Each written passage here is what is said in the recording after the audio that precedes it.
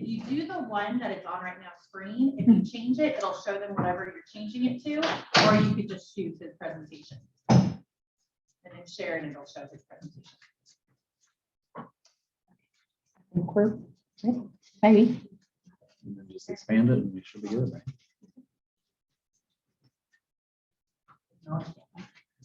All right. Okay. Excellent. Yeah, okay. Just so y'all know, I didn't even know how to set up. Okay, that's okay.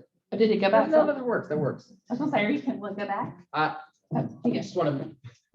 But yeah, I I'm trying to didn't, minimize problems here. I did not know how to do a Teams meeting, so thank you to Shelby, the whole time I was president, who set up all of our executive board meetings on Teams. Because they want us to do Teams, but I don't like Teams because I don't have to do it. So you can always count on others who do know what they're doing, so sorry about that. Excellent. That's right. Well, and in fairness, it sounds like my colleague from AMS just volunteered for the brand new Chief Technology Officer position at COSDA. All right, excellent. I'm Aaron LaValle. I'm with USDA's Food Safety and Inspection Service. I'm thrilled to be here. This is my third COSDA. I've joined folks up in Minnesota and Tennessee, and I was talking to one of my colleagues in the back, and this is, I think I used the word vacation, but I'm not going to use it. It's a retreat. It's an ag retreat, if there is such a thing. This is amazing. I look forward to this. This is right at the start of our fiscal year. This almost didn't happen for those of us coming from the federal government. Thank goodness we were funded and signed late last night by the president. Some of us are Friday night, I should say. So I think we're looking at maybe giving a week breather moving forward. But yeah, we're here. All the feds are here, and I notice it's a bigger group. Thank you to Jen for really. This keeps growing. When I first came, I think it was Ed and myself and Siobhan, and now I see like 6 folks from the federal government. Where the good news is we have about 19 more agencies to go at USDA. So Jen, stay on them. We need Farm Service Agency here and Rural Development, et cetera. But with that, I'm going to jump right in.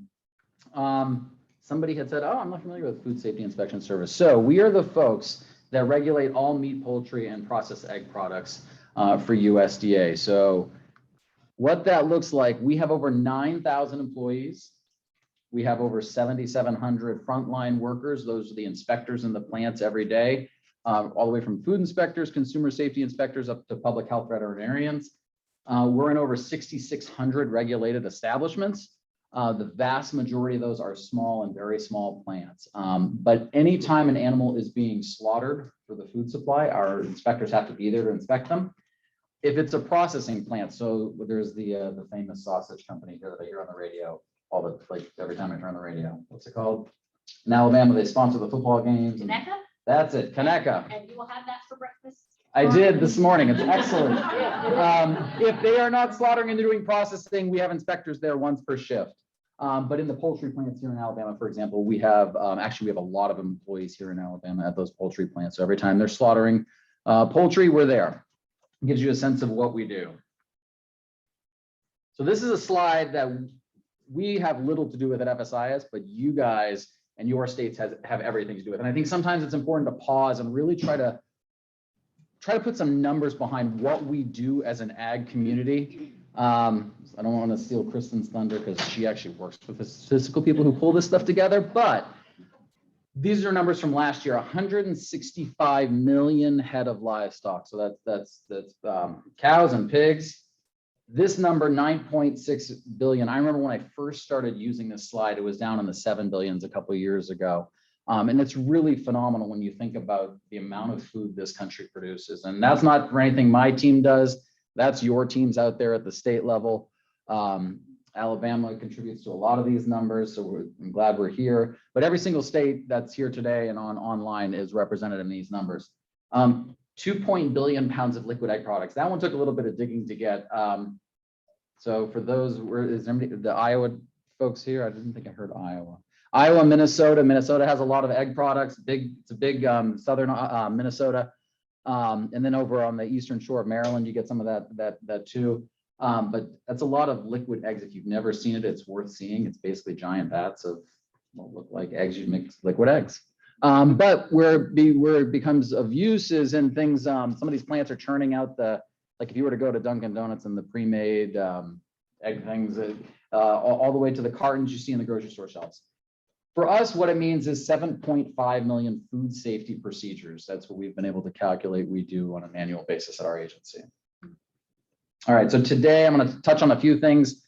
Most of my slides are on salmonella, but it's going to be my shortest presentation because I hate talking policy, but I feel like this is a really important issue that our leadership and our department is talking about a lot. So I will put it up there, talk about what's coming up in terms of public meetings. Move on to touch on bison quickly, state programs, small plant roundtables, humane handling reports, and then close with a very high level update on what we're doing for food safety education. So last October, our new leadership, Deputy Undersecretary Sandra Eskin, announced that she was going to make tackling salmonella a big priority during her time in the Office of Food Safety. So that's the mission area that oversees our agency. You don't have to read this slide. I'm not going to read it to you. In short, we have long established goals. Healthy people, it started as Healthy People 2020. We've blown past 2020, did not meet those goals. We're now looking at Healthy People 3030. These are federal wide goals to bring down illness rates. And what we've seen over the last decade, I've been with FSIS for about 10 years. I've been with USDA since 2009. We've done a lot of work, and I mean the collective we, in bringing down salmonella contamination rates in poultry. And I'm specifically talking about poultry because that is the big driver here. But human illnesses have not corresponded. They've basically been stagnant. So we brought down all these positive rates. Human illnesses haven't come down. So folks are starting to say, we got to look at doing something differently here. So we announced on August 1st that we're going after breaded stuffed chicken products as that was a low-hanging fruit. Folks in Minnesota are very familiar with these products. They cause a lot of outbreaks, or when I say a lot, they've caused several over the last probably 10 years. But it's an area that folks don't know how to cook these. We've done a lot of research on this. It's pretty bad. They see that they're breaded. They don't cook them. They just kind of warm them up, and they are not a ready-to-eat product. So we're looking at declaring salmonella as an adulterant in those products. This did cause some uproar. There's folks who would disagree with this approach. We understand that. To that end, we're going to be holding listening sessions and public meetings coming up at the beginning of November. I think the date is probably close to the 4th of November. It hasn't been published. When it is, it'll go in the Federal Register. That's something that will be in all of our communications that we send out. There are certain states that'll probably be more interested in that than others. Folks, Alabama, Mississippi, South Carolina, I saw all the way up to North Carolina, the big poultry producing states, and then into the Midwest. These will be public meetings. They will be taking comments on the record. If folks don't want to speak at the public meeting, there is an opportunity to submit this through the Federal Register. But this is a big deal to a lot of not only some of your states, but also to the industries in those states. And again, the overall goal is to bring down human illness. For years, I worked on the communications efforts of the previous undersecretary and her efforts to tackle salmonella. We've thrown a lot of different ideas at this. We've done a lot of consumer education. The consumer education has not brought down those numbers. So I think in general, we can debate whether this is the right approach, but some approach is needed. Okay, shifting gears a bit. So when we were funded early last January by Congress, they tucked into our funding bill this request to look at making bison an amenable species. So what that means is under the Federal Meat Inspection Act, there are certain species, pigs, goats, sheep, chickens, cows, that are covered. They're called amenable species. So what that means is if you open up a slaughterhouse, the federal government will provide you free inspection. If you're not an amenable species, you get into areas such as voluntary inspection where you have to pay for it as a slaughterhouse owner. As best we can tell, a congressman from Nebraska, who's no longer there, he may be in jail, I'm not sure, asked that this be reviewed. And so this was interesting. There's been a lot of talk of this over the years. This is a very, it's been a while since I've gotten into a topic this controversial and this loaded. And so we went out to South Dakota. We did 2 public meetings, or listening sessions. The first was with tribal stakeholders in South Dakota. Thank you to the South Dakota folks who were amazing hosts. They actually have their own herds that they run through their state parks. It's pretty amazing. We just did it last week. Like yesterday, wasn't it? Oh, Roundup. Okay. It was phenomenal. So thank you for hosting us. That one was specifically for tribal stakeholders, but obviously folks from the state were there as well. And then we went out to Fort Collins, Colorado to talk to the other stakeholders in other parts of the industry. We produced a report for Congress. It's not a public report. I will say that if you look back at how reports and news came out of these listening sessions, our report that we developed mimicked what we heard at each of these, which there was a lot of feedback that folks like the process as it now is. States such as South Dakota run Buffalo through their state program, gives them a lot more flexibility than if they were to bring it under federal inspection. But I anticipate that there's still some entities out there that are going to keep pushing this issue over time. For the tribal stakeholders, it was very fascinating. We got to go and see a ritual slaughter out on one of the reservations, the Pine Reservation. I don't know how you could meet all of the cultural expectations and experiences that they've been doing for thousands of years if this were brought under federal inspection. It was a pretty interesting takeaway for us, but that's something that keeps coming up, and thank you to the states that were involved with that.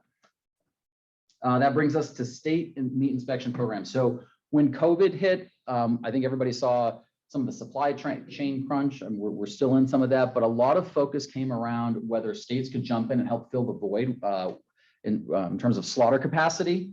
We had a couple states come on recently. Oregon, there's somebody from Oregon. That was a big, exciting one. There was a lot of pressure from, well, obviously, Ms. Alexis Taylor is hopefully going to work for USDA again. She previously worked for USDA. We got a lot of letters from her, got a lot of letters from the Senate delegation there, but thankfully got this out the door in July. So Oregon has its own state meat inspection program. Later this week, well, we're still meeting. Arkansas will be coming online with theirs. I think we're waiting on the state to make their big announcement, and then we will follow suit with our press release. And then Montana just started their cooperative interstate shipping program. That was exciting for them. It's basically building off of a state meat inspection program, and as the title says, lets those states who slaughter, who have their own slaughter and inspection programs, ship interstate. So that's a big deal for up in that part of the country where slaughter capacity is pretty limited. Small plant roundtables, and this is something I touched on last year. This map is starting to fill out a bit more than when I reported out in Tennessee. I connected quickly with my Virginia colleagues. We'll meet with them. October 28th is our next one. We had a productive one up in Idaho. We did one in Arizona. Anybody from down in Phoenix? And then we're looking at these areas, upstate New York, Ohio, and Oregon. So I'll have to connect with the Ohio person and Oregon. But these are not locked in. If folks hear rumblings on the ground, they say, hey, our small plants out here either hate you guys and you should come out so they can yell at you. We're glad to. We'd love that. Or if they want to come on and talk about positive things, actually, most of these in the early days when we started these, we get yelled at a lot. Because we've started doing these, it's actually brought down the kind of the energy level at a lot of these, and they're much more productive than they used to be. We use them as a time to hear from plant owners on the ground. Our administrator goes. It's not often that these folks can have access to, an administrator or an undersecretary. So by going to them, we can hear directly from them what's working and what's not. And sometimes it's as basic as, I hate my inspector.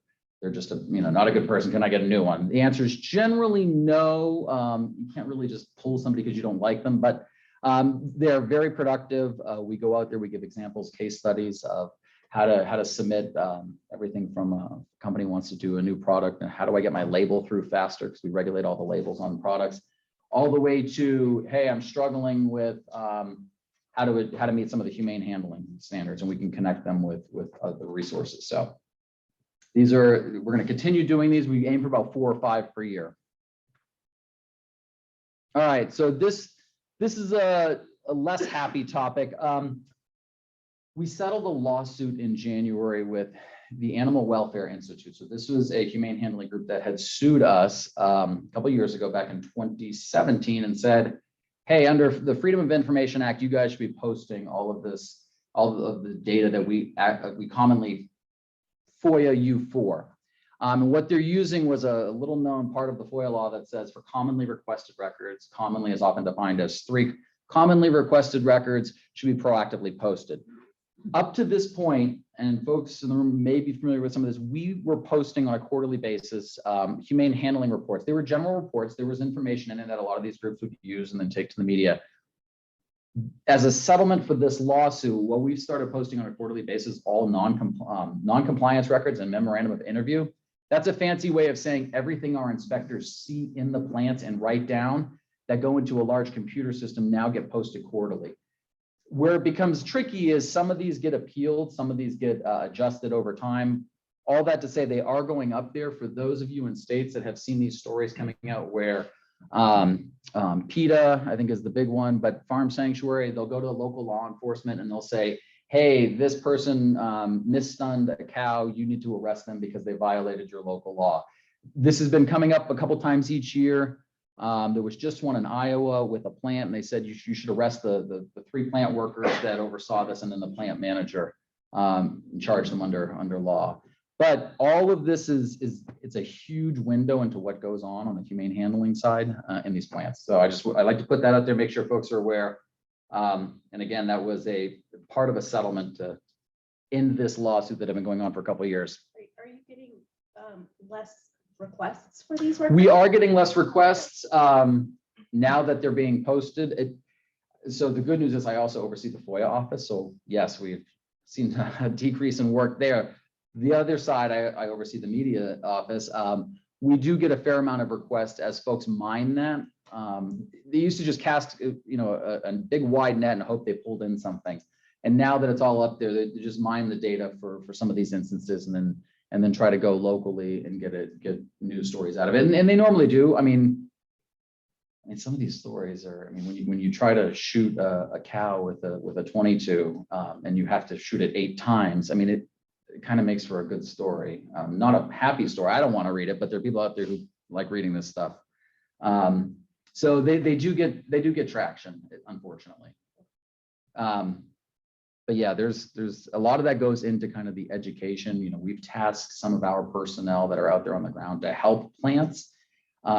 Stuff as simple as getting a knock box. And there are grants now through AMS, not specialty crop law grants, different grants, to help with some of these capital improvements at these small plants, because a lot of these plants want to do the right thing. They may not have the equipment in place to do that. And so it's great. This happened 2 years ago. Congress started some of these programs that help fund some of these small plants. And so I think we're going to see some improvements there. And we try to get out there and spread the word with AMS that these exist. Was there any argument from the producers to have their information out there? A lot. Do you Absolutely. Do you have to censor any of the geographic locations? I'm just saying because we had mink in Oregon and there was a big fight to put their records up publicly, but they had been targets of biosecurity. Yeah, Ed's slinking back there. Anything that are animals, it's normally Ed's fault. But so yes, we were able to take out the location information because of the not biosecurity, bioterrorism possibilities, because it had already happened years ago. Yeah. And these producers were like, you put me up there, I'm going to be a target. So we were able to kind of bypass that using that, but it's coming up not just with mink, but with CAFO inspections, as people don't want dairies to go in. And yeah, we've had less luck. So what's fascinating about this lawsuit is they went up to the Western District Federal Court in Buffalo, New York. They found a judge. And so when the Department of Justice, when they came to us and said, hey, we don't think this judge has ever looked at a FOIA case. Part of why we went to settlement was if the judge had ruled and ruled against us, this could have made an agent, the folks at the department level of USDA were saying, settle this, because if they rule and it opens up for some of these other agencies at USDA, it would have created a huge issue. And so while this was not ideal, because there's a whole data team that has to go through this and make sure the data is clean. It's not just raw data, and that stuff is imported correctly. It's a lot of work behind the scenes to get us there. But no, industry, me word this correctly. We got to hide behind the fact that we were in the midst of a lawsuit a little bit. Hide's probably not the right word, but our hands were tied, right? We had to, either we were going to go forward with the case or we were going to settle. But industry, in most of these cases, I get it. It is I use the term window because it is. You might as well just put big glass walls on the outside of your slaughterhouse and just let people come and watch. There's actually a place in Vermont that does that, by the way. Neither here nor there, but of course, Vermont, right? All right, so ending on a high note, it's been, I have a 24 acres in Vermont, so I get to say that. Like I'm nothing. I'm from New Hampshire, so I have that natural. But anyway, so ending on a high note, it's been a long time since we've done any sort of food safety education. This year we put a big contract out and we hired a fancy firm out of DC to help us do new creative. The last one we had was when the Ad Council was running our issue and we had Alvin and the Chipmunks and stuff like that. So this is the fun side of the job. We get to come up with, TV spots and radio spots and internet ads, but that should be, I'd say within the next probably 8 to 9 months, we should have a product in place. That's the only happy news I get to deliver today. All right, excellent. Any questions? All right. Thank you. Thank you.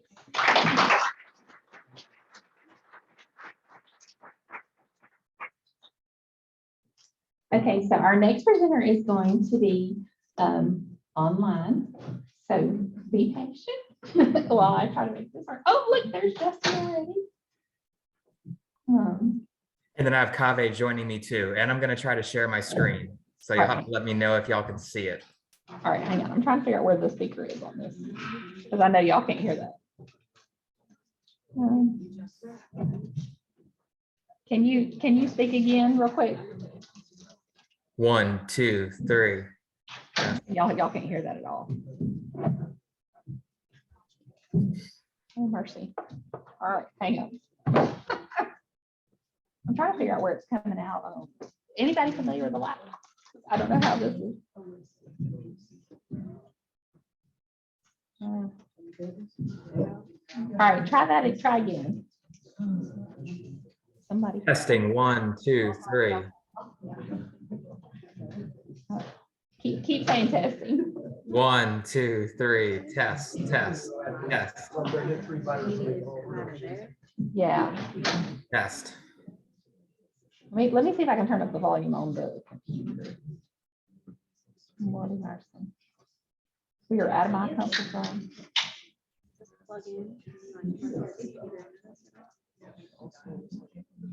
Oh, it's just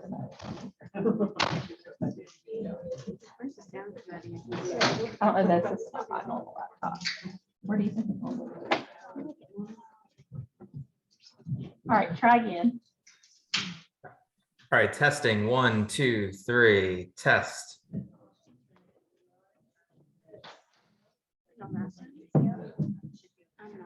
I'm so sorry, y'all. It's fine. I do not envy you. The hybrid thing is impossible. Y'all still can't. I tell you what.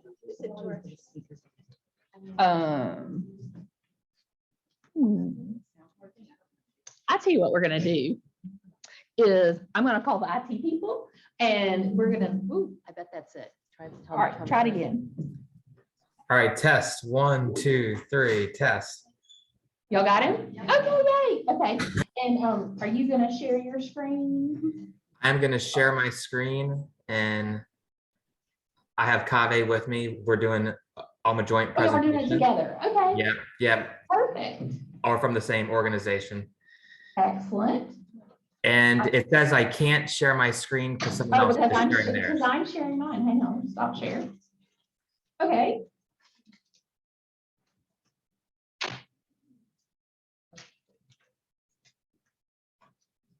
You're gonna need to navigate over to the Zoom. Because right now on the screen, you're showing us the PowerPoint. Tell him that. Oh, me? Okay. Or is this it? You get escape. Oh, Can you see the PowerPoint? hang on. Let me just close this.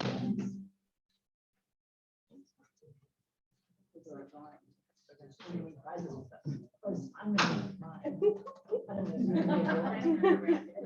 so sorry, y'all.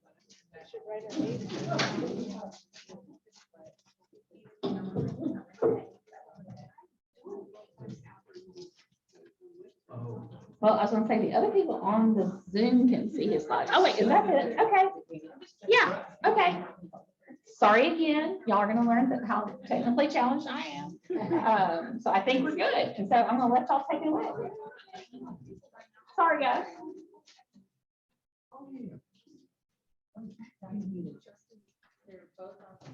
Justin, you good? Yeah, we're good. Do you want to kick us off, Kaveh? You what? Sure. Thanks, Justin. So hey, everyone. Sorry that we couldn't be there in person.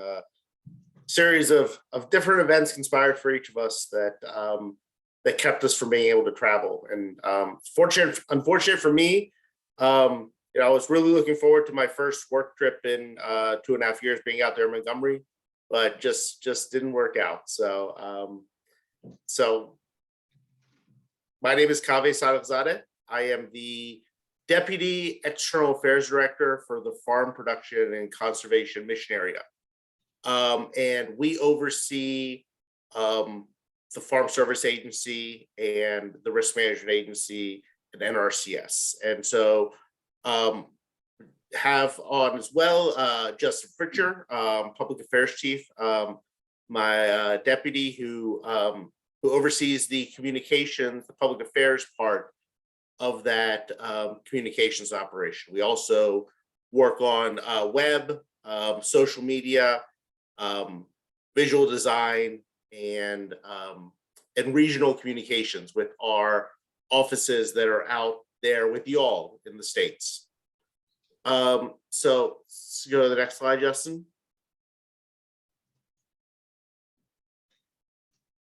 So a little bit of outline. We're going to talk through updates on our big programs, new stuff from our team, the big things that are coming up in 2023, and how you can help us. And so a little bit on who we are. We provide national communication strategy and support, again, for these 4 agencies. One of them being the Farm Production and Conservation Business Center. It's a new organization that was stood up about 3 years ago to handle the consolidated IT, HR, and other centralized functions for the 3 agencies, to let the other agencies focus in on conservation, insurance, and safety net programs and disaster assistance. And so we've got those 2,300 service centers in every state, just about every county. We offer farm loans, disaster assistance, conservation, price support, crop insurance, all the things that y'all work with our NRCS offices, with our FSA service centers, with whether if it's not the RMA, it's the approved insurance providers and the insurance agents that are out there for crop insurance. So it's a pretty big portfolio that we have on the communication side. And so, USDA's priorities, Secretary Bill Sack's priorities, we have a role in all of them. We're going to talk through addressing climate change, advancing equity, justice, and equal opportunity.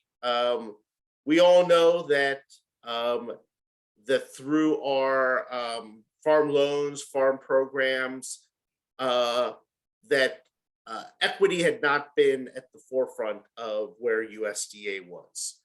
And so we've got efforts underway to fix that, to change how we operate the field, how we engage with producers, and to really make sure that we're advancing that equal opportunity and justice for all of our producers in all of our states.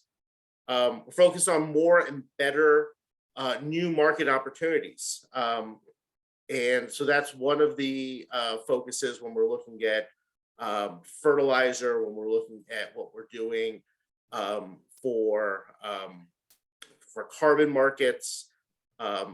We're focusing on opportunities to help producers improve their operations, be able to bring their products to market, be able to deal with some of the issues that the pandemic highlighted. And then, of course, boosting domestic agricultural production. So I want to touch on the first of the program updates. We're going to provide the partnerships for climate smart commodities. And so the partnerships for climate smart commodities. This is right now a $2.8 billion effort investing in 70 projects ranging from $5 million to $95 million that are led by partners who are interested in helping develop climate smart commodities, and B, create markets for and awareness and consumer demand for climate smart commodities. These are 70 projects that cover every type of crop. They cover all types of producers that bring in finance, big ag companies, small startups, universities, computer science departments in those universities, producers, and state departments of ag. And we've got a number of projects out there where the state departments of ag are partners in those projects. And we've got 50 universities, 50,000 farmers are going to be reached, up to 25 million acres of ag land. We're still negotiating the final agreement. We've announced those tentative selections, and now we're working with the lead partners over the next several weeks, months to fine tune the proposals, to make sure we've got something that both sides are comfortable with before the projects after 5 years long kick off. And when these kick off, whether state departments of ag are official partners or not, there's a great opportunity here to really focus and showcase producers, our farmers and ranchers, doing the right thing, helping develop and helping farm in a climate smart way, but just as importantly, making sure that they have opportunities to bring their products to market in a way that values the investment they're putting in to make them climate smart. When we're looking at organic and the organic markets that's there's that customer demand, there's that visibility, there's the way for customers to know what they're getting, and that their products are generated in a certain way. That's not true on climate smart. That's not true when it comes to greenhouse gas emissions, when it comes to carbon sequestered. That's not there. And of course, our conservation practices, healthy soil, that helps with climate adaptation and mitigation both. And so what these projects are doing is challenging the companies, the institutions, the farmers to not only put more conservation on the ground, but to find ways of validating, measuring, and communicating what being climate smart means, so that consumers are informed in the marketplace, and so the producers can have incentives for developing, for growing climate smart products. So we're really excited about this program. Again, when we get to the awards being finalized and the projects being kicked off, I think there's a great opportunity for engagement with departments of ag to reach out to producers and to let them know what opportunities exist. So with that, I'm going to turn it over to Justin to talk through a couple more of our program updates. All right, thank you very much, Kaveh. And then, like you said, we're definitely sorry we cannot be there in person with y'all. Please have some oysters for me from Wencel's, I guess, down the street. I guess one of the updates I was going to talk through is emergency relief. As you know, we have a lot of our kind of regular programs that are funded through the Farm Bill, and then from time to time we get these ad hoc programs. This is one of those. This was signed, I guess, last year from the Extending Government Act. September 30th was actually the 1-year anniversary, and so we were, I guess, faced with providing extra assistance that goes on top of our disaster assistance. And so we're taking a two-prong approach. Over the past couple of months, we've rolled out that first phase. And the way we did it is we used data that we already, I guess, had on hand from some of our other programs. We sent producers a pre-filled application where they could sign it and then return it and then get that additional assistance with hopefully not too much paperwork. So now we're about to start that second phase, what we're calling ERP2. And the goal for this one is to kind of fill those gaps. I guess fill the gaps in terms of people that did not get assistance through our traditional disaster assistance programs and also through ERP1. And so as we look to kind of fill those gaps, we can definitely use your help to get the word out to some of the producers that might not know who the Farm Service Agency is or has not been to their local service center. So we expect more information to be coming out soon on ERP2. And as for losses to natural disasters in both 2020 and also 2021.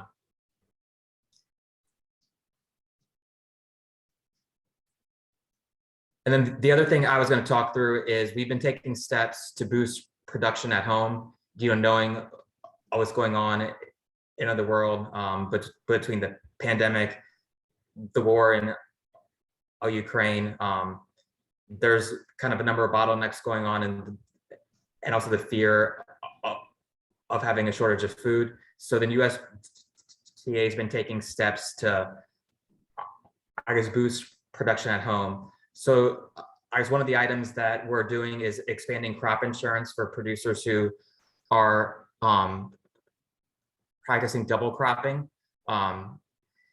which is not as kind of meaningful in the South where it's more common, but when you get further up north, it's an important practice, and you want to make sure that you have the crop insurance cover for it. So we've been promoting that option aggressively from the risk management agency. The other part of this is nutrient management. We want to encourage producers to use fertilizer wisely. There's a lot of benefits to doing this, both in terms of being a steward of resources, improving water quality, and also using fertilizers carefully to extend their use and just to make sure the nutrients go to the right spot at the right time. And then the other thing we just want to mention, and I don't think we have anyone from RD there, is then they provided fertilizer grants. There was a big announcement last week on kind of what that process is for the entities to apply. There's $500 million available for those grants. And so there's more information on I guess that piece on their website. So now we're going to talk through kind of new stuff. This past year, we rolled out this brand new guide. The focus is on underserved producers. When we're talking underserved, we're talking those that are part of the definition of underserved. We're also talking beginning farmers and ranchers,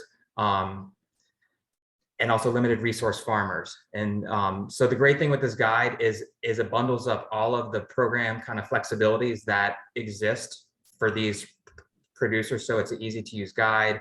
Also in this guide, it's kind of tip sheets to prepare for your first visit to the service center. It also talks about heirs property and I talks about other kind of common topics that producers going to encounter when they are getting help from a USDA.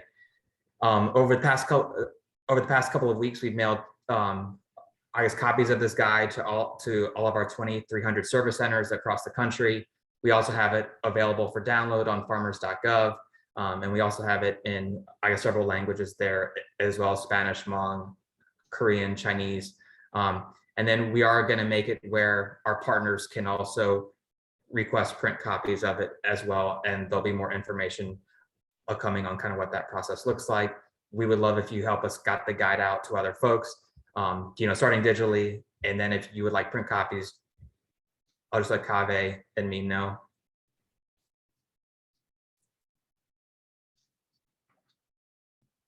Okay. So we have coming up, launching later this month, a new NRCS website. I think any of you that have had need to visit the NRCS website in the past, it's needed a lot of work. And so we have focused in on revamping our website, not just moving it to a new look and feel, but changing the type of information that we're providing. And so we are, over the course of the next several months, going to be making some more enhancements to the site to include opportunities in an enhanced calendar of events, things that are going on locally in the field. That's not just going to be what we're doing on the NRCS side, but where there's an opportunity for information from our partners, from you all, on events. If it makes sense for farmers from the conservation perspective, then we're going to have it there, similar to what we're going to be doing with farmers.gov and the calendar of events. If it's something that's relevant to farmers, then we want to be sharing that information. So we'll be reaching out to you all as we have more opportunities there to share some of that information. And then on Gov Delivery, mentioned this in the past, we have made some improvements in our Gov Delivery system. We have 1.9 million subscribers reaching every county. We have emails and texts available. People can sign up at the bottom of farmers.gov. And so again, this is a real opportunity for y'all to help us not only share information so that farmers know about it, but also if you have information that you want to get out, reaching out to your local FSA or NRCS office to leverage this newsletter. Again, pretty big subscriber base, opportunity to tailor to both the county and state level. So want to make sure that you all are aware, and if you haven't been, can take advantage of the opportunities to, again, if it's something that's valuable for farmers, that we want to help get that information out. So 2023, we've got a couple of big items coming down the line. The first, which is really historic, is the Inflation Reduction Act. So on August 18th, President Biden signed the Inflation Reduction Act into law, and it's the single largest investment in climate and clean energy solutions in American history. And it has an enormous impact on the opportunities that USDA can provide our farmers, ranchers, foresters. We're talking $20 billion additional for conservation. And that's on top of the Farm Bill funds. And so we're working through implementation guidance. We're working through how we're going to make this work within NRCS. But that's a lot of money, a lot of opportunity to get conservation on the ground. And we're going to be relying on y'all to, in many states, the conservation districts are arms of the Department of Ag, not in every state. Of course, the conservation districts are playing a huge role in this. This is a lot. This is a great opportunity. And so that's one of the things we're going to be focusing on for next year. But aside from conservation, it provides opportunities for for relief for distressed borrowers, farmers that are at risk of losing their operations, we're up to $3.1 billion. And $2.2 billion in financial assistance for farmers who have experienced discrimination in farm lending programs. And again, we're working through implementation of this. We'll have some announcements coming down the line soon, rolling as we're figuring this out. But it's again somewhere where there are going to be huge equities for our state departments of ag. And on the USDA side, and we're also talking $14 billion for rural development and for energy development projects, and $5 billion for forest management. There's a lot of opportunity here to help our farmers and ranchers, and so we're excited about that. So I'll let Justin talk about the next two. All right. As I guess Kade mentioned at the beginning, USDA's priorities focus, I guess, very much on increasing equity and also equal opportunity. I think when we're talking organic agriculture, I guess earlier this year, I guess USDA announced a $300 million investment, and it's I guess being done through 3 different agencies, through kind of 3 different, I guess, program efforts. The first one is the I guess ag marketing service. They're doing a farmer to farmer I guess mentoring. I can't talk in the specifics on that one, but the other 2 are through our programs. I guess first one through the risk management agency. There's a premium benefit through producers with organic acreage, so it means that they get a discount on their crop insurance premiums. And then the other piece where we expect kind of the most to happen during 2023 is through the Natural Resources Conservation Service. The agency plans to hire additional staff to help with organic management plans. They have a new conservation practice standard coming out that deals with organics, and like practice standards help, I guess, guide what farmers do in terms of implementing conservation. So we have that new practice standard coming out, and then they'll have additional assistance through our traditional conservation programs as well. So that's something to expect on the organic front in 2023. And then the other thing is other risk management agency has been highly focused in outreach and also education. Over the past 2 years, they've invested $3 million in a risk management education. They definitely want to keep getting the word out. So on the next slide, I'm actually sharing some dates. They're doing a series of virtual listening sessions. I guess virtual workshops that are going to be happening. The November 15th one is going to be held for the Pacific Islands. So it'll be kind of a better time on the West Coast. The goal for these workshops is to share the basics of crop insurance, but the main focus is going to be on our crop insurance options that are tailored to smaller farms, small scale farms, urban farms, organic farms. So if you can help us, I'll get the word out, that'd be great. And then we do have some in-person ones coming up as well. So we're getting the details on those soon.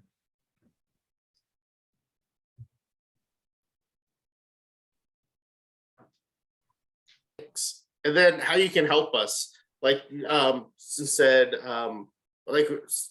partnering on climate smart commodities communications. Again, if your state is a partner in one of these projects, and you can find them all on the USDA website, then want to work with you to combine our resources for communications on this to help get the word out. But even if not, there are definitely opportunities to help once the projects are kicked off and it impacts producers in your state.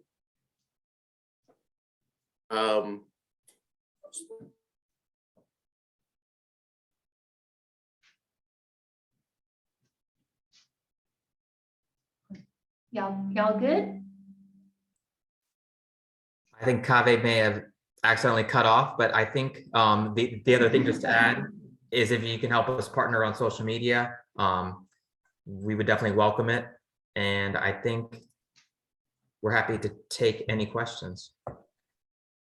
Don't have any questions? All right, I think we're good. Thank y'all so much. All right, have some oysters for us, please, tonight. All right, our next presenter is Lauren, and she is online as well.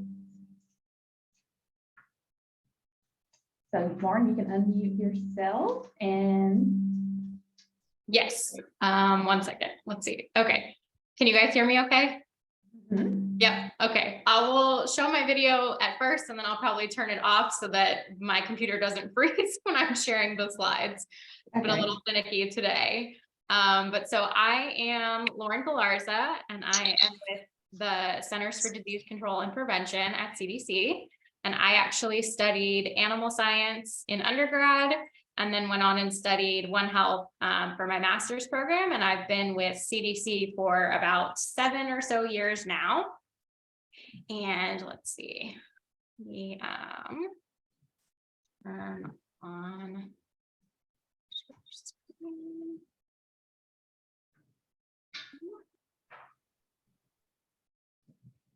Can you see slides too? yep, we're good. Okay, perfect. So I'm going to be talking about the Outbreak Response and Prevention Branch's recent efforts. So we do multi-state outbreak communication efforts around Salmonella, E. coli, and Listeria in both food and also from contact with animals. So I'm not the expert in all of the different topics across CDC, but I'm always happy to find someone for you, encourage them to present to COSDA. And so, you know, if you ever have a question, feel free to reach out and I can try to connect you with the right people. So one thing that we're really excited about is that we have a new food safety communications contract. So it's a larger contract and we have potentially 4 years to be able to use this contract. And our backyard flock topic is actually going to be the first project that we're going to get to do. It's in the base year for this fiscal year. So last year we did some interviews and focus groups with backyard poultry owners to actually get to test some of our messages around salmonella prevention. And so now we're really excited to get to use those focus group results and actually work with a contractor to create a set of materials that are cohesive, so they hopefully have the same look and feel, and also create some new materials that hopefully resonate better with backyard flock owners. One of the things that we're really hoping to be able to do with a contractor is actually do some work that is harder for us to do at the federal government level, which would be to actually get some short, quick videos of people actually practicing the prevention steps at a backyard coop. And we're really hoping to get, you know, both videos and photos that show diverse people, diverse species of poultry, as well as diverse coop setups. And so we'll also be getting a dissemination plan from this contractor. So we're really hoping that we can be seen a little bit more as a partner to flock owners about how to stay healthy around their birds. You know, we don't say that you shouldn't have birds or anything like that. But we're hoping that we can create a little more awareness there and also partner with others to be able to actually get the materials to those who need them. So that's a pretty exciting contract. We're really happy to be able to work on that one. I would love to hear more from everyone at COSDA. You can email me and let me know what resources you might already have on this topic. I know quite a few may already be working in this space for quite some time now. And I want to make sure we're not duplicating efforts as well. Another sort of formative research that we've been able to do in a previous contract, we were able to do some in-depth interviews with dog owners and dog breeders. And we were able to learn a little bit more about potentially feeding raw diets and treats, and also around antibiotic resistance awareness and practices. And so this past fiscal year, we were able to expand on it a little bit with the contractor, and actually they were able to interview, let's see, how should I describe this? The Amish, Mennonite, and Anabaptist communities who raise dogs for dog breeding.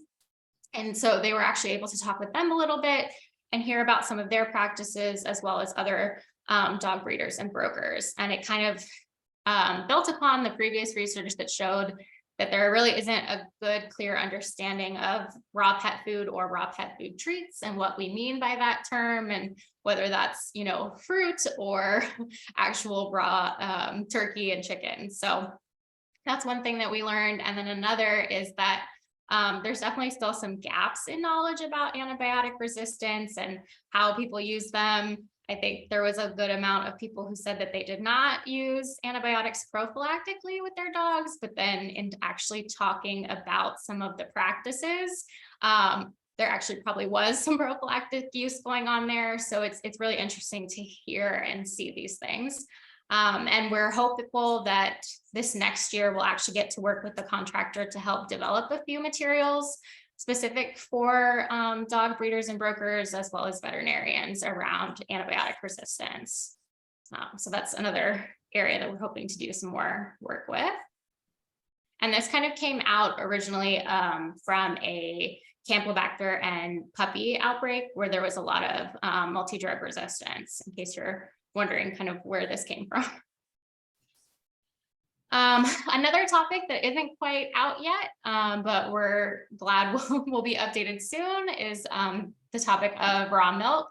So we have a previous published study that's on our website that has data that's pretty old now. So some of the scientists have been working on an updated publication with FDA and our public health law program at CDC to have new data that goes through 2018, as well as some new data around legal status by state. So this graphic here is the older graphic, but that will be updated along with our raw milk web pages once we have a publication date. And I think hopefully we'll have one soon. I think they just sent back the final edits to the reviewers of the journal.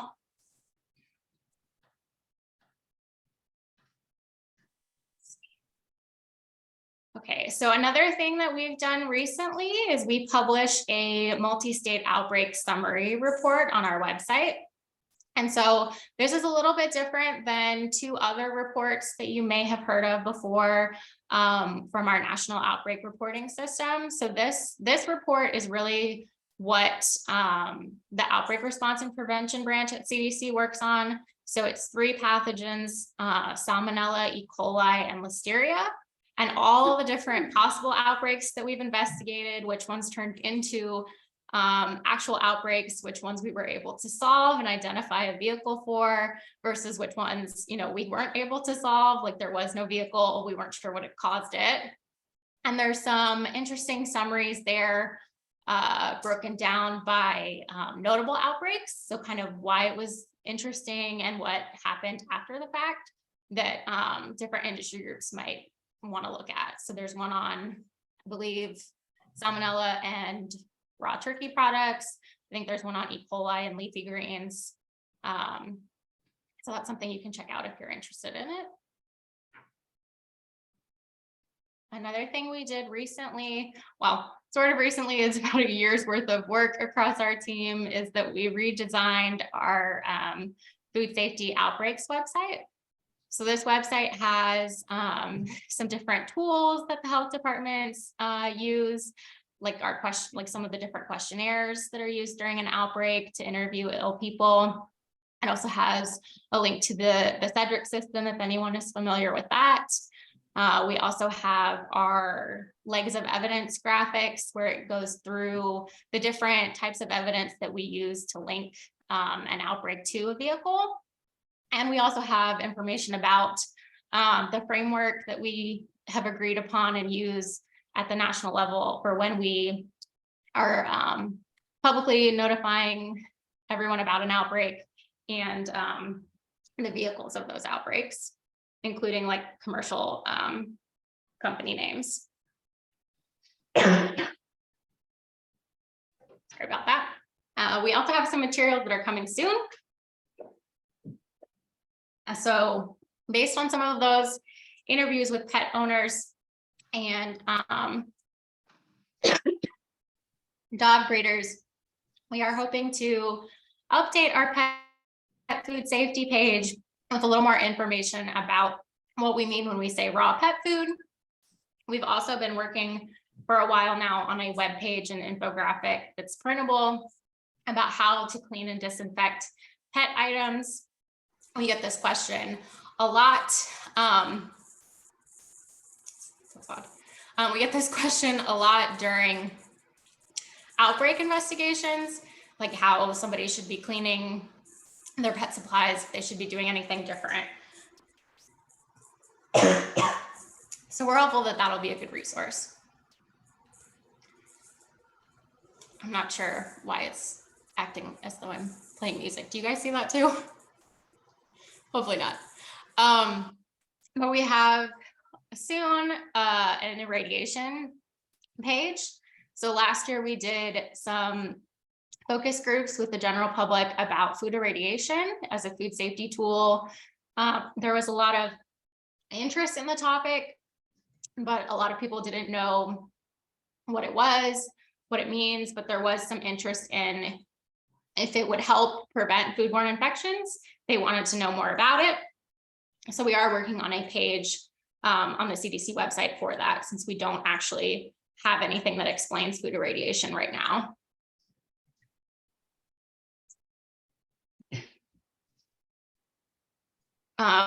One thing we've been doing is trying to increase some of our social media options. So one of our team members realized that we were probably not utilizing all of social media as well as we could have, specifically Instagram. So we have been pretty good about posting our outbreak notice alerts on Facebook and Twitter, but we hadn't been posting them as much on Instagram. And since Instagram is a very, photo driven and video driven platform, we went ahead and made a template that kind of identifies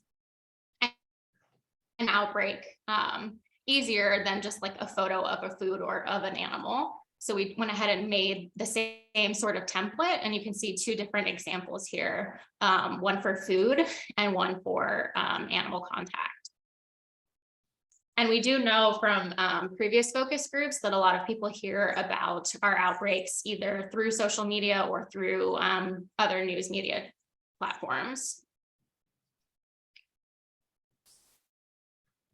And then another thing we've been trying to do is reach younger audiences through short outbreak videos. And so CDC does not have a TikTok account, but we have tried to sort of replicate that via Instagram Reels. So I'm going to play one video and let me know if you don't end up hearing the sound, because if you don't, I'll just skip the other two videos. But this first video is actually a video that one of our coworkers found on TikTok after we released our pet owner safety video. But you'll see in the video that people are posting about their pets and things online, including TikTok. So let me see if this will work. So I bought 2 baby turtles online the other day, and they came in the mail today.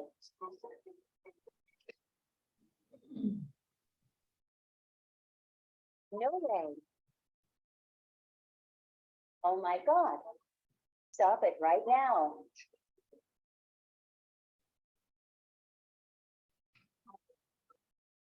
I'm obsessed.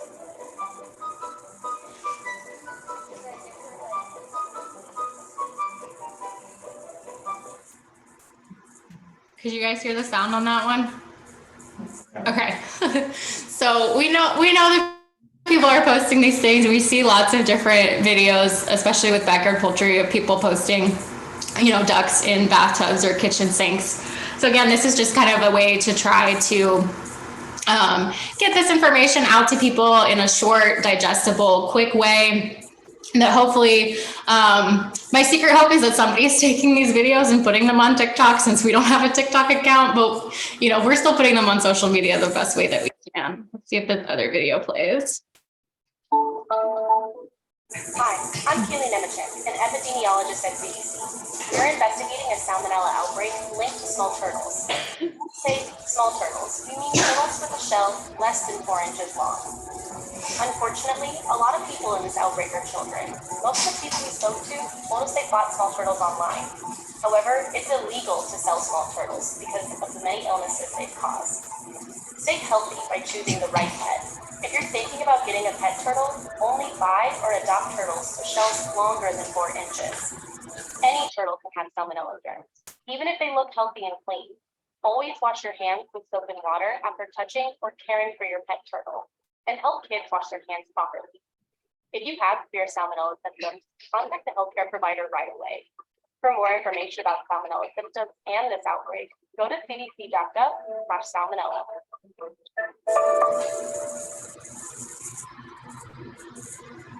So I thought to. Okay.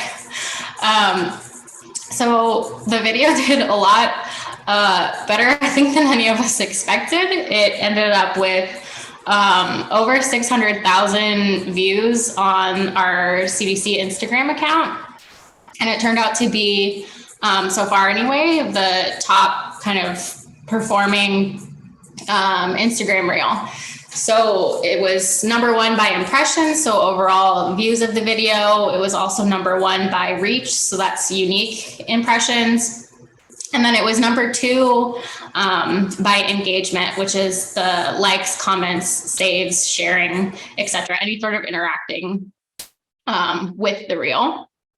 And we're, not entirely sure why that is. We're still hoping to do a few more of these. I have one more that I'll share after this that we just posted Thursday at 5 o'clock.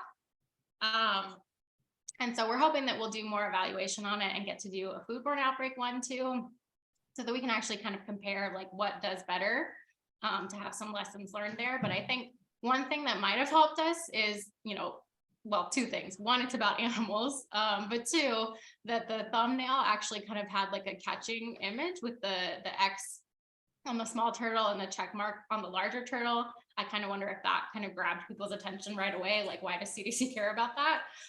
That's my own theory, but we'll see if we can kind of have better metrics to compare across them later. And then this one we just released on Thursday. Hi, I'm Sean Singleton, a veterinarian and epidemiologist at CDC. We're investigating several salmonella outbreaks linked to backyard poultry. Chickens, ducks, and other poultry carry salmonella germs while looking healthy and clean. These germs can make you sick if you touch your mouth or food with unwashed hands after touching your birds or things you use to care for them. I'm here to show you some steps you can take to stay healthy around your flock. Wash your hands with soap and water after touching your birds or anything in the area where they live and roam. Keep a bottle of hand sanitizer at your food, like this one, to use until you can get to it safely. Have a dedicated outdoor coop for your flock and keep their supplies there. It's a good idea to set aside a pair of shoes, like these, to wear only when caring for your flock, and keep them outside. Collect eggs often, don't use cracked ones, and store eggs in your refrigerator. You can rub dirt off of eggs with fine sandpaper, a brush, or a cloth. Don't wash eggs with water because that can pull germs inside. It's important to limit young children's contact with your flock because they can get very sick from salmonella. That's why CDC doesn't recommend letting kids under 5 touch chicks, ducklings, or adult poultry. For more tips, go to cdc.gov/backyardpoultry.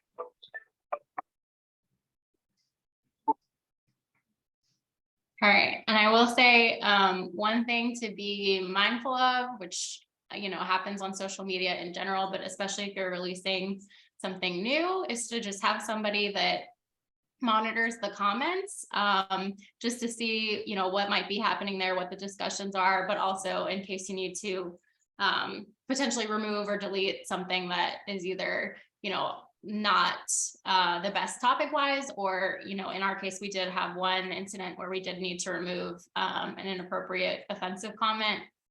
So just something to be thinking about if you are looking into doing more on social media.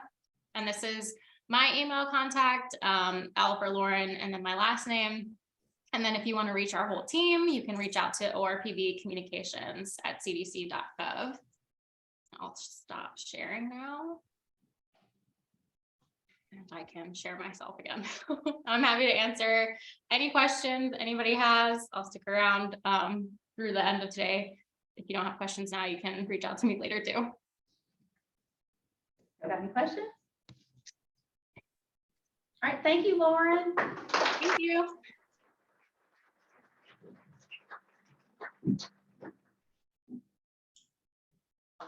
Okay, next we have Miss Kristen with NAS. I'm going to work on, do I have your PowerPoint in here? No. I can't mess that up. I tried to make it easy. Thank you. Shelby, how did you turn this down? Yeah, amazing. Yeah, I want to watch you this time. Because whatever I did last time was like Super easy. It's just this one right here. okay, last time I moved, but then it made that weird Some sound. of that one. Yeah, send back your art. Yeah. How's this sound? Is that good? Is that okay for everyone? Okay, all right. All right, I'm Kristen Lenhart with the National Agricultural Statistics Service. So most of you are probably familiar with our agency within USDA, but for those who are not, we are USDA's statistical agency. So we do over 400 surveys and censuses every year. We also do some special studies. So we're all hearing, and even in the presentations today, data really drives the world. So we get to be at the heart of that within agriculture, and we cover virtually every aspect of it. So it's been really great to be a part of it. I've been with NAS now for about a year. This was actually my first meeting, was last year in Tennessee, and what a great group of people. I can't tell you how much I've appreciated everyone's assistance in my first year with the agency. The support and the work that you guys do on the ground is just incredible. And so it's been wonderful to be able to partner with you. So for my discussion today, I'm just going to cover a few of our priorities here at the agency and a few of the accomplishments and highlights from this past fiscal year. And so I would be remiss if I didn't start off with the census is coming, right? I feel like that should be a movie trailer that I should have put up here, but the countdown is on. So we are going to be doing our 2022 Census of Agriculture, and it's going to be mailing out this November. So why is this important? So the census is actually conducted once every 5 years. The first one was done in the mid 1800s. So this really goes to show it's the most comprehensive source of agricultural data that we have, consistently every 5 years, all the way down to the county level. So it's a huge resource for decision makers. We see it get used in farm bills, with local policy, with funding. So it really has a dramatic impact for our producers. But the key is really, we recognize that, we alone do over 400 surveys a year. We recognize how busy our producers are. And it's a time, dedication on their part to actually fill out this information and provide it to us. So that is why we do put a huge effort into promoting it, to providing education on why it's valuable to our producers. And that's where we're hoping to partner with all of you, because we know how important of a resource it is to be knowing the people who are on the ground with them, serving them every day. So I believe a lot of you do have this information already. I send it in my partner updates. By the way, all the information I'm going to be covering today is going to be in my next partner update that'll be going out this week, so you'll have it directly in your email. But one of the things that we've tried to do, recognizing that you all have plenty to do of your own, and we recognize that being able to partner with you to help promote the census is an ask on our part. So what we have done is we've tried to make it as easy as possible on you. We've created a partner tools page on our website under the census tab, and it's got a variety of communications products. It's got a video that will walk you through our partner tools, but we've created Facebook ads, Instagram, brochures, flyers, a variety of tools that you can either print out or you can use online to help us get the word out. So hopefully that will assist a little bit, so you're not having to start from scratch with some of these promotional materials. But like I said, it is coming soon, and we really are trying to work with our partners on the ground to help educate and inform producers that it's going to be coming. And so the mail out, as I mentioned, is going to be in November, and then we'll really be hitting it hard, lasting through the beginning of February. But we will do a still time that runs through June. So if you see in our communication efforts, we're really trying to push. It's just to collect as much data as we can through that beginning of February. And then we'll keep trying to collect to make sure that we have a good source of data and comprehensive, complete collection, so we can get that accurate data out. That is going to be coming out, our reports, because we'll have to process the data that will be coming out in the spring, summer of 2024.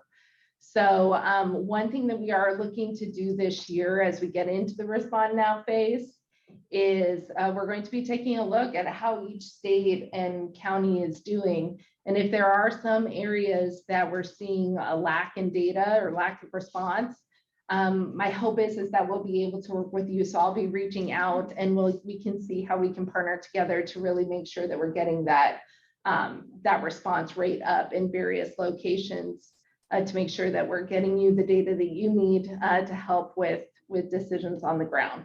So much more to come on census. You'll hear me say it plenty, but a huge thanks to those who have already started helping us promote. It's wonderful to hear ways you are using the information. So always feel free to share that with me, and I will share it with my team, and we can help you promote as well from our level. We're more than happy to share your content too. So big effort, big priority with NAS. So that will be coming. In addition to that, one of our top priorities continues to be modernization. So a couple things did occur this past year. We now have a new respondent portal. So we do continue to ask our producers and try to encourage them to respond online. They do still get the paper surveys, and there'll still be a paper census, but we know that that's the trend we're going to. So we are trying to really encourage our producers to use that portal. It's secure, it's convenient. They will get a specific code related to them that every time they go to input information for a survey, it will, if they use that code, it will recognize them and pull up some of their data they've already input to hopefully save them some time. But there's also some good tools on there, weather application, other data that they can kind of do this one-stop shop on the respondent portal that we just launched this past year. Another thing that we have done is we now are live streaming our big data releases. So like crop production, hogs and pigs. So I would encourage you, if you want to get some of that data in real time, you don't have to be in lockup like what we used to have to do, where people who would be in Washington, D.C. could come see the data in person and get that briefing that the secretary gets. Now you can watch online. So it really does offer enhanced opportunities for everyone to be getting the information at the same time. So I'd encourage you to check that out if you can. And then we are continuing to try to put money toward geospatial services. So that might not be something that people typically equate with NAS, but there are some services that we do provide that are taking a look at soil moisture, history with crop planting and the acreage that's associated with that, disaster analysis. So there are a lot of really great tools that we are trying to put some effort toward and money toward, as I said, to really provide a service for our producers, knowing that we do have a big ask in providing this data to us. So that modernization, our IT, and making sure that we're providing the best products and services for our producers is very important. And of course, our data users. So Like I said, I'll be sure to send you direct links to those geospatial services. If you've never checked those out before, I would encourage you to do that and share those with as you see appropriate. A couple things from this past year. I believe I mentioned this last year that we were going to be doing it, but we did do our first ever hemp production survey. So those results did come out in February. If you have any interest in them, they are online, as with all of our reports. So that was exciting to get that first one underway. We've teamed up with NRCS to do a conservation practices survey. So that's new this year. We also have teamed up with the National Animal Health Monitoring Service to take a look at bison and the health of what's going on with bison around our country. So we're getting to do new exciting studies and new services this past year that were pretty exciting. And the last thing I will leave you with is I had the pleasure of getting to work with Sarah Grace this year. Very exciting for NAS. We've been celebrating our partnership with NASDA. It was a golden anniversary for us, 50 years. So very exciting, big anniversary. NASDA is huge in helping us carry out our surveys. They hire hundreds of enumerators who are on the ground and actually are that relationship with a lot of our producers and help us collect the data. So we could not do what we do without them. So we had a cool video that we put together for the annual meeting that they just had in New York. And so that will also be a part of my update. So check that out if you can. So those are just a couple of the highlights. Of course, I will be around. I'm so looking forward to this week. But any questions that you have or anything that we can do for you, please do let me know. Like I said, and I mean it sincerely, you guys help us so much. So anything that we can do to return the favor, we're more than happy to do. So, all right, thank you. I've got a question. Partner updates directly from you, like from NAP, Marlo's reporting. Is there anybody else that's not on the regular listserv? Okay. So if you and I could work together. All right. I don't think most folks in the room are getting your Okay. partner update. Okay. So I was just aware of the Facebook stuff because I was going to be working directly with Marlo. Yes. Okay. Absolutely. I will make sure that that is getting to you. So I'll check what's going on with our partner list because you all should be on there. Was that your question? All right. Okay. All right. Well, thank you for bringing that to my attention. I appreciate it. So, all right. Thank you. Oh, is the hemp still going to be separate or is it going to be included in the larger survey? So we are taking a look at hemp and as one of our new questions for the Census of Agriculture, but it's going to be a little bit of a different data set. We are going to hopefully continue on with our hemp production survey that we just did. So, but yes, it is going to be a topic. Okay. Oh, wait, hang on before you leave. Yeah, this is why everybody needs to argue because she texted me. She was like, what about their gifts? And I'm like, so I'll get my other speakers during the break, but is there a little thank you gift for speaking? And we've got Ed is gonna end us before the break real quick. Ed Collette with USDA Eggs. Oh, okay. Okay. Thank you. You don't want her to miss out on Ed. No. All right. All right, there you go. And last and least, Aphis report. My name is Ed Curlett. I'm the Director of Public Affairs for Aphis, the Animal and Plant Health Inspection Service. We regulate certain aspects of animal health and plant health. We enforce the Animal Welfare Act, and we have certain duties in regulating biotechnology. And we also work on animal or wildlife issues in terms of damaging crops and predating on livestock. I felt I had to say that since others kind of described what their agencies do. It's always an honor to speak with COSDA. It's our most valued partnership. I've been with Aphis for 30 years. I know I look like I'm 30 years old, but I've been with Aphis for 30 years, and I've been to many COSDAs. And it's been said before, we can't do what we do without our state partners. So I'm going to quickly go through this I did take some notes to try to control my rambling. We'll see if that works, but APHIS, what I'm going to talk about, just a few things for APHIS this year. Our year was dominated by high path avian influenza and African swine fever. I'll give you a few high level points on each. For high path, we have a panel discussion going on tomorrow with some experts, so I won't delve deeply into the details there. I look forward to that, but I'll share with you this on high path. This year, on January 14th, we announced that there was a high path avian influenza detected in a wild bird in South Carolina. And then on February 9th, we announced that there was a high path detection in a commercial flock in Indiana. And that was the beginning of the outbreak. As you know, many of you know, subsequent to that, APHIS only announces the first case in any given state. And we don't announce wild bird findings in general, although we did announce that first one. And there may have been another one, if I recall, just so you have that background. So that was the start. And since then, 228 commercial flocks affected, 256 backyard flocks, 484 total, 40 states, 400 media calls. It's easier to name the states that haven't been affected, and here's the list. West Virginia, South Carolina, Mississippi, Arkansas, Louisiana, New Mexico, Arizona, Hawaii, Rhode Island, and Alabama.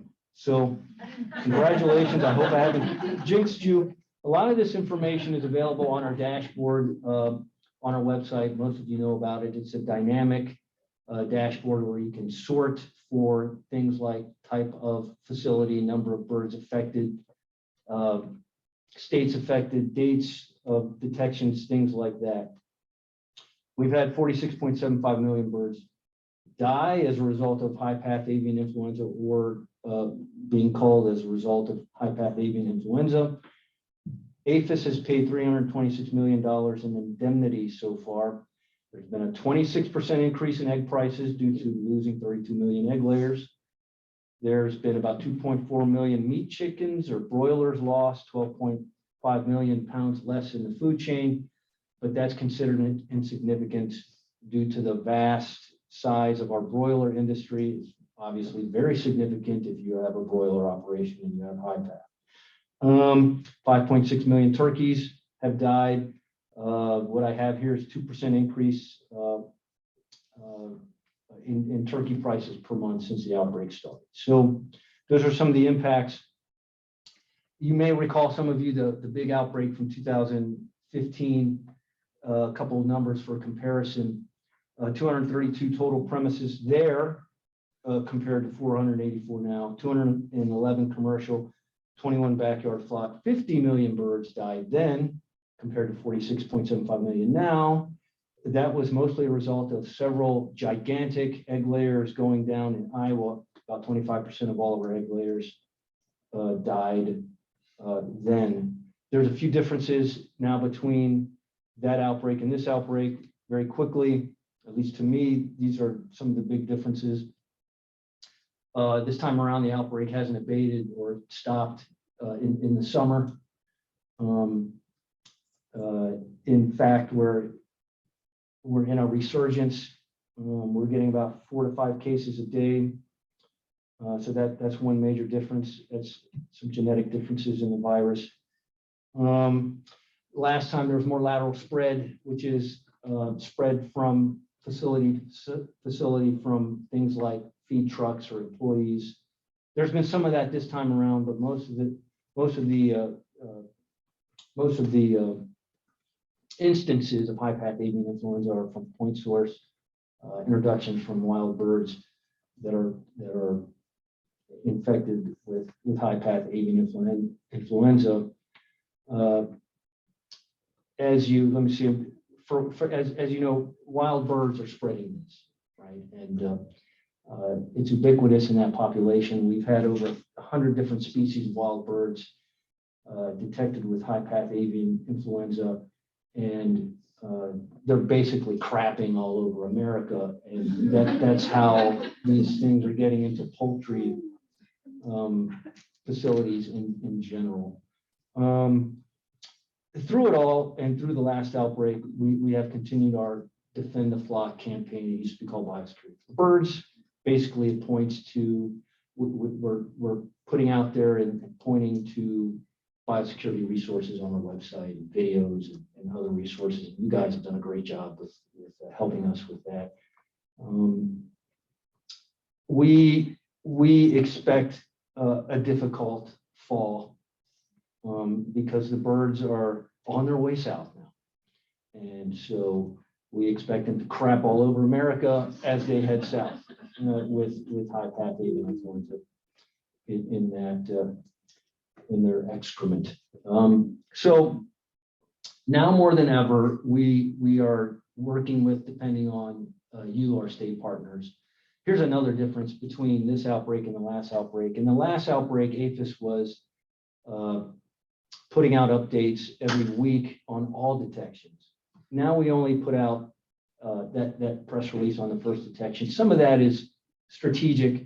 It limits trade disruption. It desensationalizes the issue somewhat. Every time APHIS or USDA puts something out, it's covered by major national media. This is where the states have really come to the forefront of communications response for HPAI. States announce subsequent cases. You announce special things like fair closures and other initiatives to stop the spread of the disease. You take the bulk of the media calls, the local media calls and some national, and you states are announcing wild bird detections, which is very important. Wild bird detections are also on our website as well. So that's like an early warning system. So I can't really say enough about the cooperation from you, our state partners, and hope it continues. And it always has in the past, and I know it will in the future. So I thank you from the bottom of my heart. African swine fever, deadly to pigs, circulating worldwide. It's now in our hemisphere. So African swine fever is definitely very bad for pigs. It will kill them, and there's no vaccine. There's no remediation. It would be very bad if we had it here. It's in our hemisphere in the Dominican Republic and Haiti for the first time. It's the first time in our hemisphere in quite a while, maybe 40 years. It was in the Dominican before. So we're very much on high alert to keep that out of the country. And so USDA was given several $100 million to help the Dominican Republic and Haiti to help them eradicate ASF. It's not going as well as we would have hoped in those countries. Just lack of infrastructure and some issues executing. Haiti is really bad off as far as infrastructure, security risks there. Don't even know if you have gasoline to get to work. They have a lot of other issues and problems going on there, and ASF is just another big problem of many in that country. So we're doing what we can and to help those countries with their ASF issue. If we had ASF in this country, it would immediately jeopardize $10 billion worth of exports per year. That would stop. Some estimates are $50 billion over 10 years just for eradication. It's not the cost of lost markets. This isn't in my notes, but anecdotally, or what our epidemiologists told me, if we have it here, there will be a glut of pork initially as all those exports dry up. And then as it kills off the herd, there will be no pork. So I hope this isn't recorded. It is recorded. There will be some pork. It will just be a lot less. So we're doing everything we can to keep it out. We actually are doing a lot of outreach, specifically, well, we're doing domestic outreach in the continental US, but we're doing a lot of outreach in Puerto Rico and the US Virgin Islands, where they are especially at risk due to migratory patterns, people, some illegal immigration issues there. There's boat landings in Puerto Rico, that kind of thing happens. Pork is a good stable product to have on these journeys by boat from the Dominican Republic to Puerto Rico. So it's just something that we're aware of and monitoring. And when we hear boat landings, we try to go there and ensure that there are any products as a result of that landing stay on the beach. So on the domestic outreach, we were given $6 million to do some pretty intensive outreach. So we've divided that outreach effort into two initiatives. One is targeted to travelers, international travelers, imploring them not to bring it here and to declare it if they arrive in the United States with pork products, and to use amnesty bins or get rid of it. We're partnering very closely with CBP in airports. So we have physical signs in 6 of our top international airports and digital signs in an additional 25 airports. These signs have garnered about 23 million impressions just in August alone, so we know people are seeing them. We have another initiative targeted at producers and veterinarians, and we're basically pushing them to our Protect Our Pigs website. It's basically defend the flock, except for it's Protect Our Pigs, same concept, pushing biosecurity practices to owners of pigs. We know our commercial industry is pretty tight with biosecurity. So we are looking for opportunities to engage with people who have, for lack of a better term, backyard backyard pigs, those showing pigs, fairs, 4-H circuit. So we're just trying to reach those folks about the threat of African swine fever. And I should mention that in response to African swine fever in the Dominican Republic and in Haiti, that USDA APHIS created the first protection zone. We established a protection zone around Puerto Rico and U.S. Virgin Islands that was recognized by the World Organization of Animal Health. It's the first such zone. Basically, what that does is it further restricts some commodities from leaving those areas, from coming into the continental United States, and we would hope it limits trade issues if ASF is detected in Puerto Rico and U.S. Virgin Islands. So, pretty serious issue. We're going to continue to do outreach and look for opportunities to partner. And so I'll mention just a couple other things. Then that's HPAI and ASF. This APHIS, we received $300 million to explore and do surveillance for COVID in susceptible animals, and so we've in susceptible species. So we've just started a number of projects looking into that. In the meantime, we are doing surveillance, and a lot of this surveillance occurs in zoos. And over this past year, we've announced several species as having COVID, in addition to deer, ferrets, lynx, hyenas, fishing cats, something called a binturong, and a coatimundi. I knew what those were at the time, and I've already forgotten. My number of years at APHIS, the age of my kids, and my age means I have no memory. So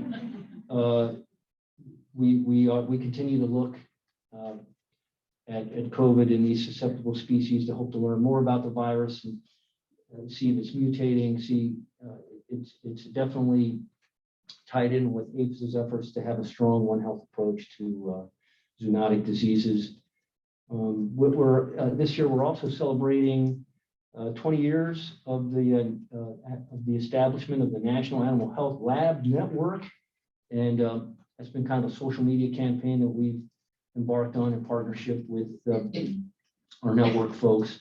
Those are, state labs that are very important for diagnostics in our animal disease programs, and it's been a great partnership, and it's actually a very key partnership now in the HPAI outbreak. APHIS celebrated its 50th year of existence this year in the summer. And APHIS is, was brought together from other agencies, sort of the animal plant regulatory authorities that resided in other agencies, put together in APHIS there. And so 50 years. And hopefully another 50 years after that will occur for APHIS. Just a couple of other things. I'm going to boil it down to one more thing. We are excited that we have hired now I can see you, social media manager at APHIS. We just hired this individual about 3 months ago, and already our social media is much better than it was. Hopefully we'll bring him along for the next COSDA meeting. He's still breaking in at APHIS. And additionally, we just got our Facebook channel at APHIS, which is, it's not given out like candy by the department. Only a few agencies have that at USDA, and we're lucky enough to get it. And so we're still feeling our way through optimizing Facebook for engagement opportunities. And we hope to do more social media partnering with the states, and that's why it'd be great to bring Eric out here and to introduce him in future meetings so that we can amplify your good work, and then you can amplify ours. That's how that works. But one thing I'll mention is just having Eric, the social media manager, someone dedicated to that has been just great in terms of looking at metrics and seeing where we can do better. And one thing I'll mention, because we have him with a skill set, we were able to use some material on spotted lanternfly that ended up on the Jimmy Kimmel show, a show I've never watched. I don't watch any shows. SpongeBob is all I watch. And then so we had to edit out some sort of graphic and bolder parts of the video, but we used the good parts that were instructive and sort of cool about spotted lanternfly. Lo and behold, those have the most engagement on our Twitter platform. So what's that say about social media? I'll keep that to myself because we're recording, but get all my opinions in the after hours. So with that, thank you so much. Again, I can't say enough about how you've helped in this high path outbreak. It's been tremendous, and I look forward to talking about it on the expert panel tomorrow.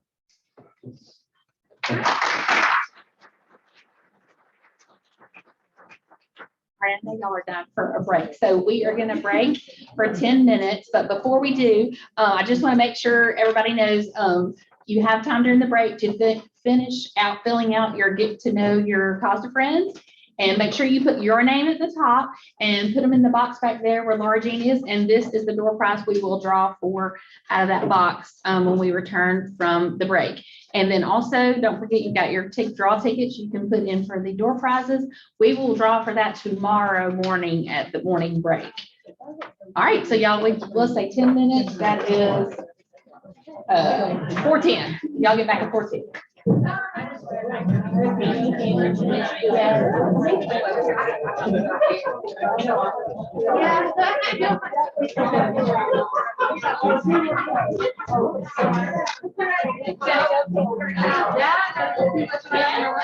There's a clock tree. I thought about you, but just leave it all in like one big, yeah, and then there. All right.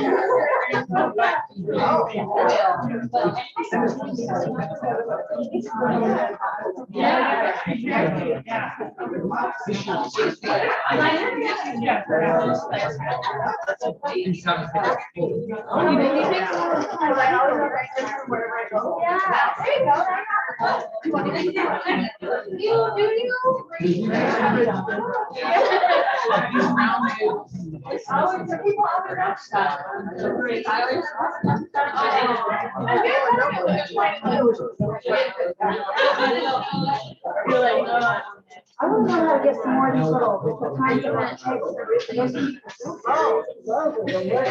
I know, you're not as much of a.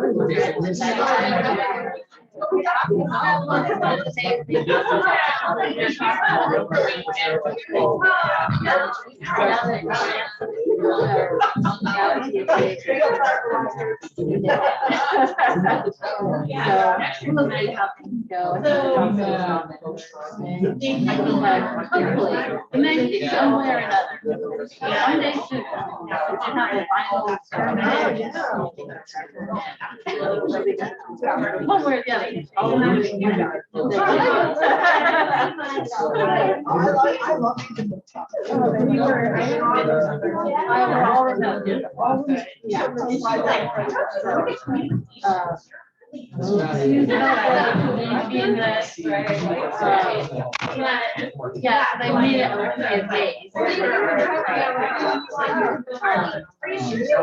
But it's actually pretty big.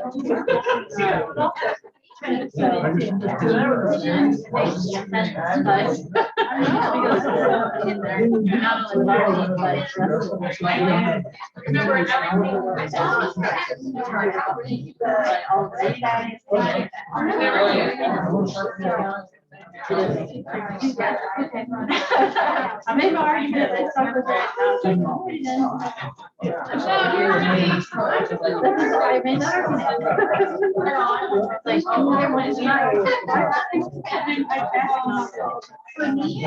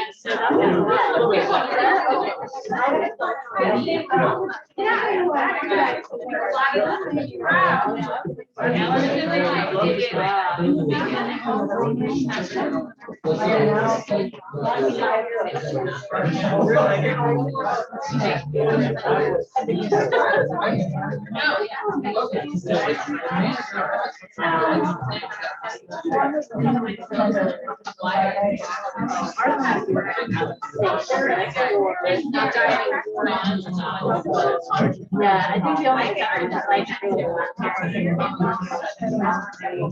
Because I was actually. When I.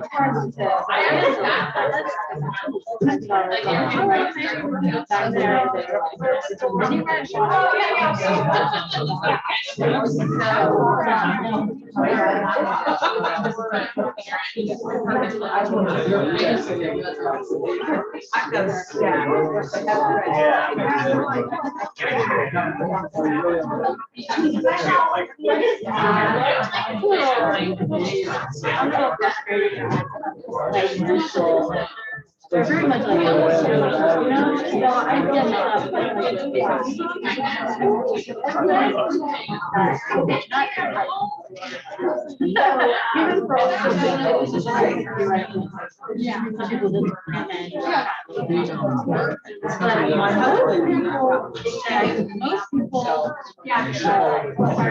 actually, you get more out of them because they're not doing this. And it's like, oh, yeah, they're going, so and so, you know.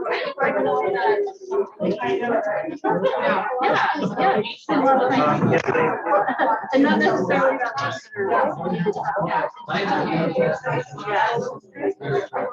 Yeah, exactly. So I'm a little bit frustrated about that.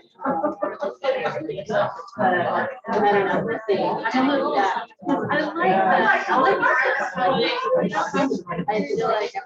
Don't forget your name, lost friend's card, I'll put it right here. So Rex, you wanna go ahead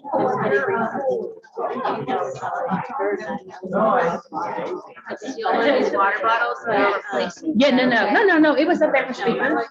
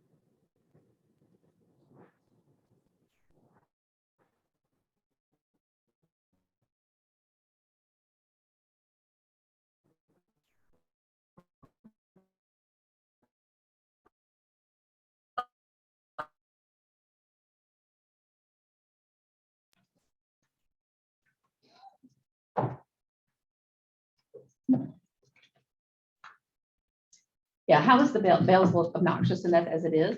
Hold on, I'm gonna grab my notes. But one thing that Jen reminded me of, if you're new to the group, we have a COSDA Facebook page. It is, you have to be accepted because we're pretty clicky.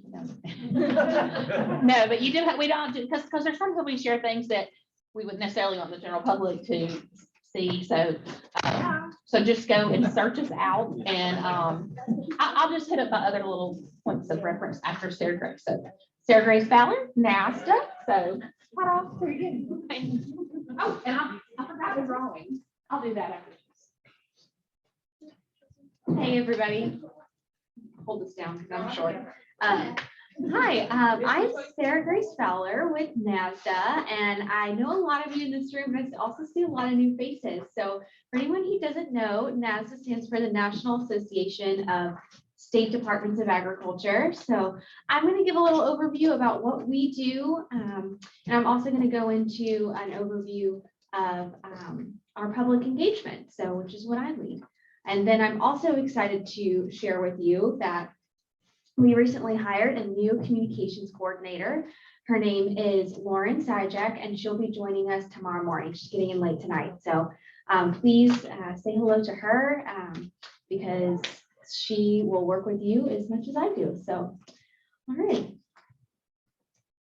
So NASDA, we represent the commissioners, secretaries, and directors of agriculture in all 50 states and also 4 territories. So that means we're covering a really broad range of agricultural and food topics. And so it's really important that we work with you all to make sure we're representing what you do accurately.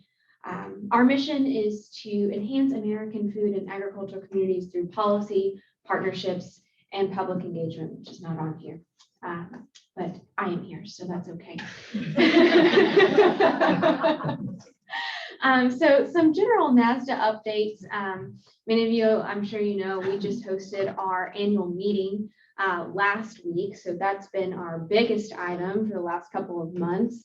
And we bring in a lot of speakers for that meeting, but the meat of that meeting is our business meeting at the end of the conference. And that is where your commissioners, secretaries, and directors of agriculture deliberate and vote on new policy for the organization. And so the full membership votes on those items. And that is what drives all of NASDA's policy work and also much of our public engagement work as well, since policy is most of our public facing communications.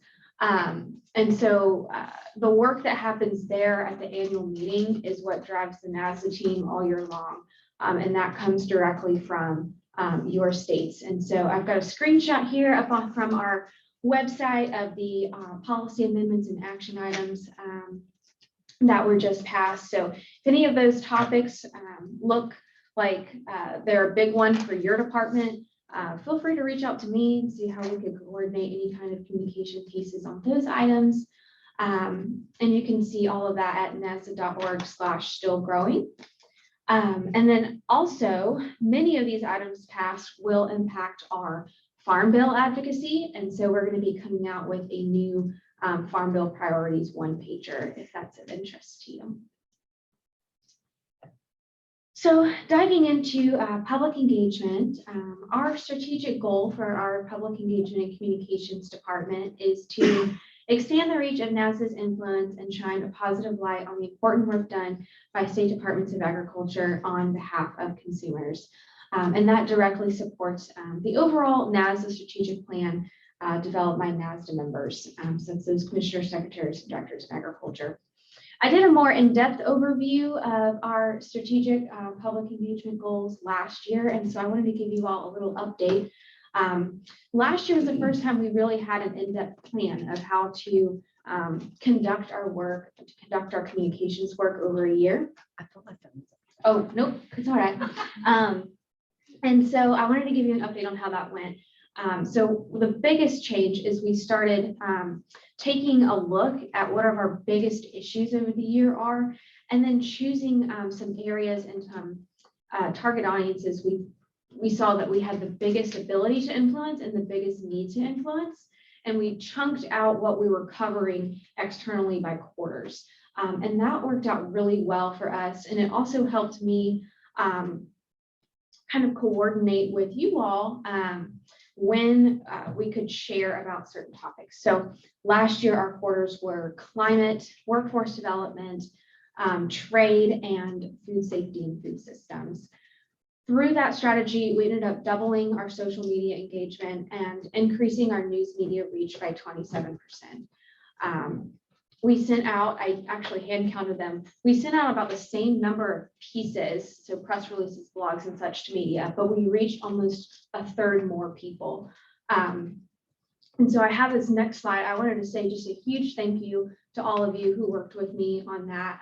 These are some of the pieces that we worked together on and some of the results. So I know over here on the left side of the page, we worked directly with the Washington State Department of Agriculture to do a guest blog with Director Sanderson on trade. Kind of the top middle, that's a screenshot from a climate panel we did with National Ag Day involving several commissioners, secretaries, and directors talking about climate.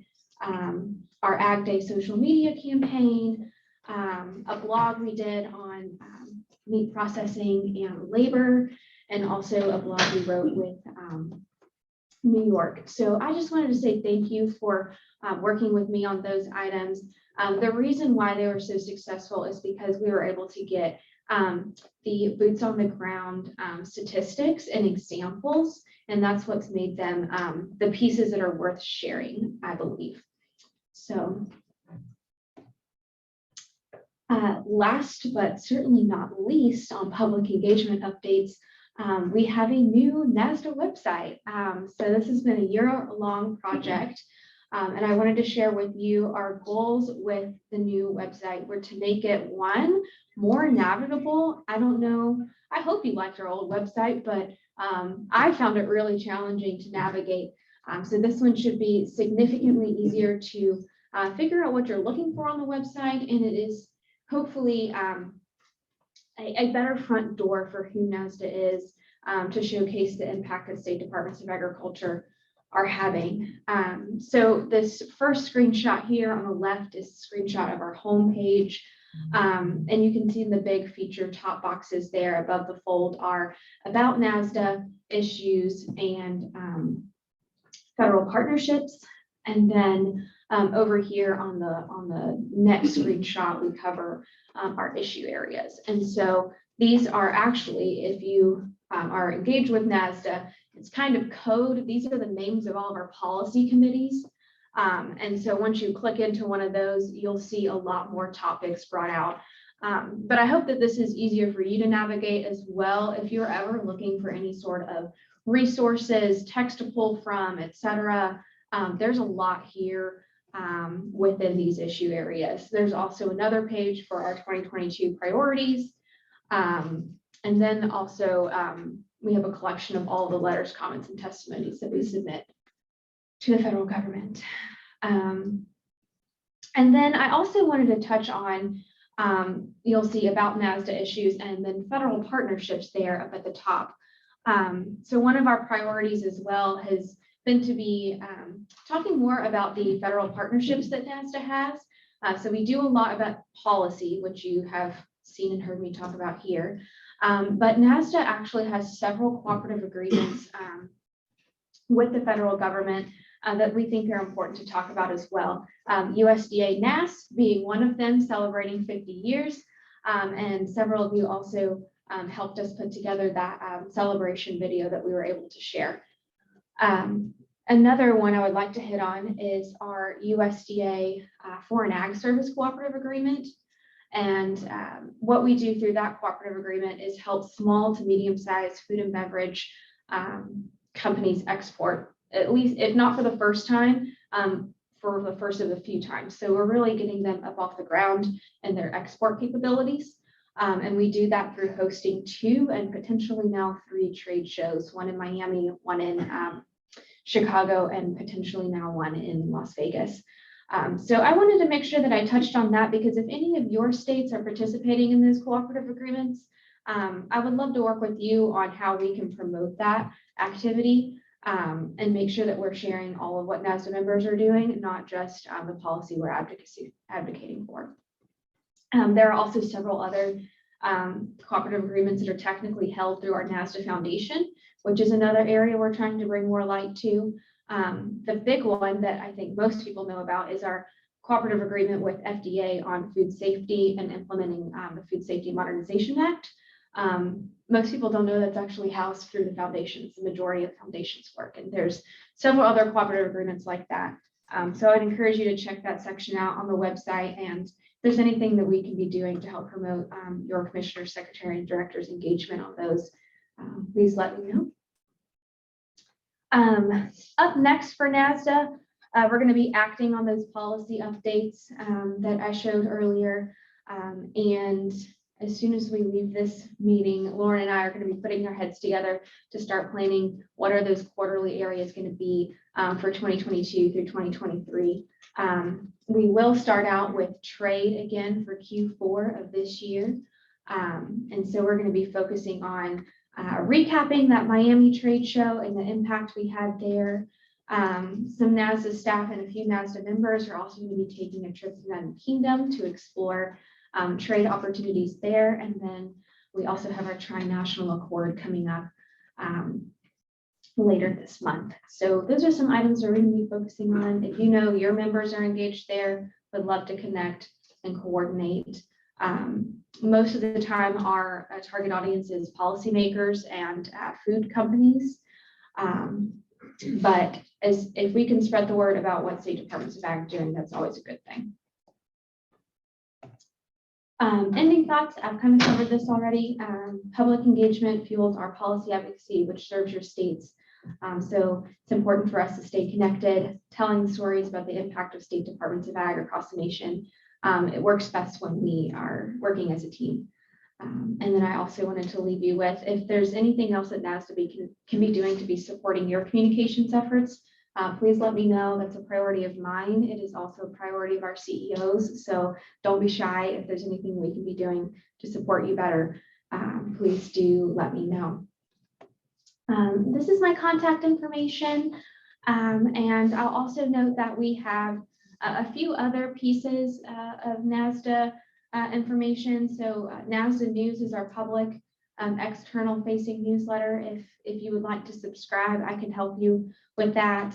We also have an internal newsletter called NASDA Member Update.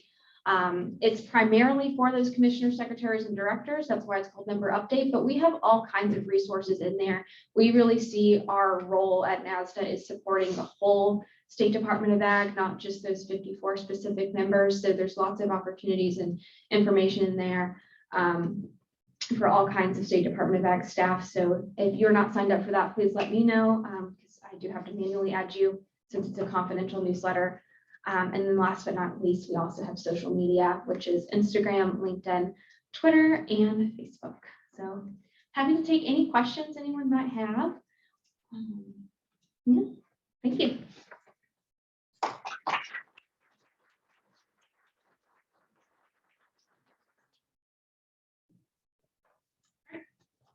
I'm going to show y'all a quick video.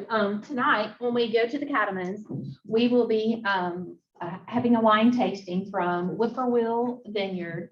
And Vicki, her and her husband run this farm. She will be there with us. And so I'm going to test my technology skills.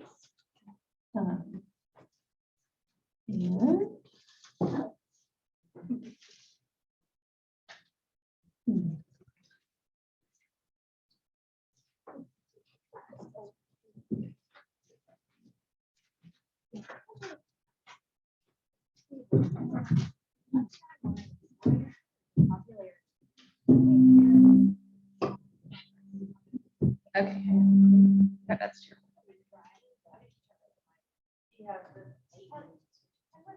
What now? I was trying to so she could hear this. Okay, see, this is terrible. I'm not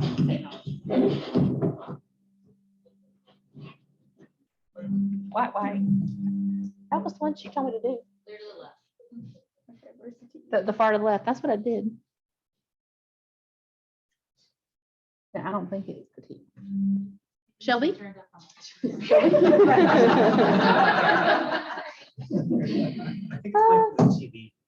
Yeah, Yeah, it is. It's on the TV. Oh, there's a remote. Hey, hang on. Check your volume. Yeah, this volume's up all the way. It's not. Oh, it's not on the Yeah, YouTube. Mhm. Oh.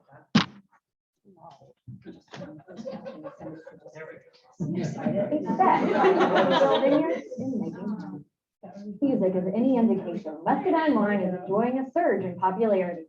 The sweet spirit is intoned in songs by recording artists from Kanan Smith and Jason Aldean to Luke Bryan and Dolly Parton. And whether you've got a taste for fermented or fresh muscadine, you can find some of the state's best at Whippoorwill Vineyard in Macon County. Since 2005, Tim Watkins has spent most of his September weekends atop his John Deere tractor, maneuvering a modified blueberry picker through nearly 16 acres of muscadine vines. These sweet, crisp grapes are destined to become one of the numerous award-winning wine varieties available from Whippoorwill Vineyards. Kind of a long process before you can actually drink it, but yes, that's good from the vines and bottles, and that's what we're proud of here, because it does come from our vines to the bottle. So that's one thing we 100% what we grow is what we sell in the bottle. Winemaking used to be just a hobby for the Macon County farmer and his dad, Bobby. The pair would compete every year, making wine from muscadine vines in the backyard. When Bobby bought 50 acres of land near their home place, they saw it as an opportunity to plant just a few more vines. The idea came to me, well, we need some more vines to make wine, in the summertime. So we can go over and plant, maybe 20, 25 vines over there on that land, and clean up a little area. So I guess what turned into 2025 vines turned into like 2,500. More than just inspiring the idea for the vineyard, Bobby also came up with the business name. They were singing it up down the holler, I tell you. They were talking about what was going to call it, but I done so much. Whippoorwill. Well, you can hear them word. And it's done. Whippoorwill Vineyard. Vines grow just a stone's throw away from the facility where the muscadines are processed and bottled. Thankfully, modern crushing equipment has made the olden time process of smushing grapes by foot obsolete. Crushed muscadines are moved to a tank to ferment before being pumped into a press to separate the skins and seeds from the juice. Once the wine is perfect, it's ready for bottling, something the Watkins family and friends do together. Everything we have in our vineyard, we try to support local Alabama. Our labels are made in Moody, Alabama by Ken T. Labels. So everything we can possibly use Alabama, we try to. That supports local economy. In the same token, we want our local people to come in and support us. Along with the vineyard and processing facility, the farm is a true agritourism destination. First and foremost, we want people to know it's very family oriented because we built this winery because we wanted something our entire family could do together, spending time together. They can come out, they can bring picnics, they can do pick. We joke, people say, as long as your kids stay within the tree line, we can find them. But, just a place that they can come out and feel at home, feel welcome, like they're part of our family. There's also a gift shop featuring other Alabama-made products and a tasting room where visitors are encouraged to sip samples until they find their favorite variety. And with 10 wine options ranging from dry to sweet, there's sure to be one that pleases your palate. The product that they have, I have to share it. I feel like you've got to come see this winery. You've got to come taste their wine. You've got to come see the vineyards. It's beautiful out here. And so I'm very proud that they are just a few minutes away from us because I love bringing all of my friends and family. They're the rural northern tip of Macon County and, kind of centrally between Montgomery and Auburn. I love the interaction with people coming over and really the surprise that they have when they come in there. Oh my gosh, this is like a little treasure out in the country. You can get their wine at their location off County Road 31, which is in Notasolga. And you can get it in ABC stores in the Montgomery area. That's right. And most of what they sell is muscadine wine, but they're actually able to grow a couple varieties of bunch grapes, and they use those to make wine as well. Yeah, there you go. When we return, our little time in the school garden is bringing hope to these budding. Okay, so I should have told you that these and the more we should watch these videos, these are from the Simply Southern TV show. It's on RFD TV. My very best friend, her husband produces this, so you know I'm a little biased. And they would have been here and shared with you, but they are at a national conference. I don't know where, like Colorado or something. So they were going to come, but they said we could use their videos, and they do a great job. And you know, there's so many places we wanted to take you, but you know we only have so much time, so there's going to be a couple things we show you on the video, so you can kind of get the experience inside. Next time you come to Alabama, you can go to those places. All right, we're going to draw. And I'm gonna do it like a deck of cards. You get to draw. Pull one out. You can pull your own little trick. Haley, Rita, and Steve. Yay! There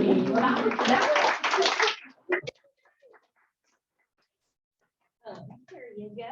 Thank y'all for playing that game. My kids said like, oh my God, Mom, don't make them do that. And it's so good. And I'm like, but they're communicators. They're gonna think this is fun. If you didn't notice this at your, when you checked in, on the back of your badge, there's a QR code. On that page, of course, there's another copy of the booklet. If you don't have it with you and you want to know what was going on. There's a map of this. It's kind of crazy around here. It's all spread out, a map, and it shows the other sister hotels so you know where you would come in. And then we're going to post photos there. From each day, the PowerPoint presentations will be on there. And then at some point after the meeting, we will post the recorded Zoom. So, or if y'all think of something else we need to put out there, let us know. Let's see. Tonight, we are going to be on open air wagons. So you might want to bring a jacket. I mean, you know, I said something about on one of these calls the other day about, oh my gosh, it was freezing. It was 52 degrees this morning. And, you know, I have like the Wisconsin guy on there and I'm like, he's like laughing, you know, but I'm like, in Alabama, it's 52 in October and I am frozen, you know. So you might want to do that. We are going to meet, you'll go down to the first floor and go to the end of this hallway. And there's like a lot of glass doors. And there's gonna be a little pull in, but we're gonna not load until about 5. We're not in a huge rush. It's a very short drive. And then when we get there, we will split up. The first 2 trailers will go on upstairs and we'll have people there to direct you, but we'll go up to the 3rd floor. And then the last 2 will tour the museum, which is really cute. It's some of it's designed for children, but then there's also some really great educational things. And then I will bring this ridiculous bill and we will swap. So, but before we go, we had talked about having guys on the trailers trying to tell you all about the history of the Dexter Avenue and the significance of that. And then we realized like nobody would be able to hear.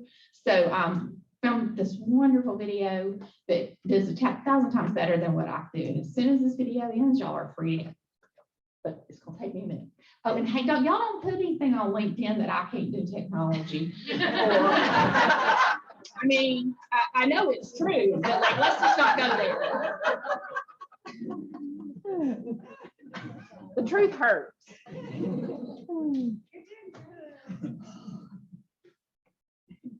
My kids would be laughing at me. I just want y'all to know. That's what kids do.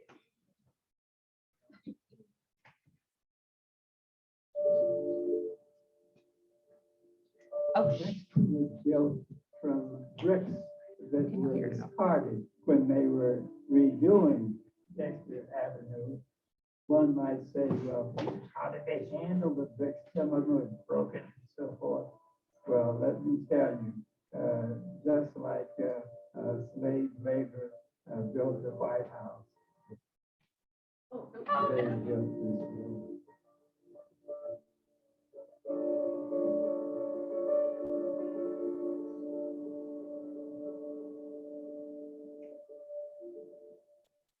I was here in 53, the summer 53, after I had received my bachelor's and master's from the University of Cincinnati. then I went to Ohio State for my PhD. And when it came time for looking for employment, I was very much impressed by H. Council Trenum, who was the president of Alabama State University. I liked it, and so I decided to come down in the summer. One of my friends at Ohio State told me that his aunt worked in the administration, and that I ought to look her up, and she would probably show me around. On the first Sunday that I was in Montgomery, she said, well, now, since you are a Baptist, we're going to take you to Dexter.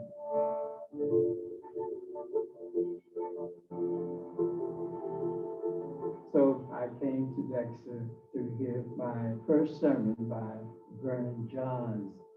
Reverend Johns was a fire and brimstone preacher, but he was a very intellectual man, and he had his eyes on the future, and he was letting us know that we of the Dexter congregation ought to play a bigger role in taking care of this whole matter of segregation. When he left, we had to find another pastor. And we interviewed a number of young men, but when Martin came, he gave a sermon. When he finished, he said, well, there's no sense in going any further. He was our man. One of the things that he wanted to do was to make sure that Dexter became more involved in the community. The Women's Council was developed by his leadership.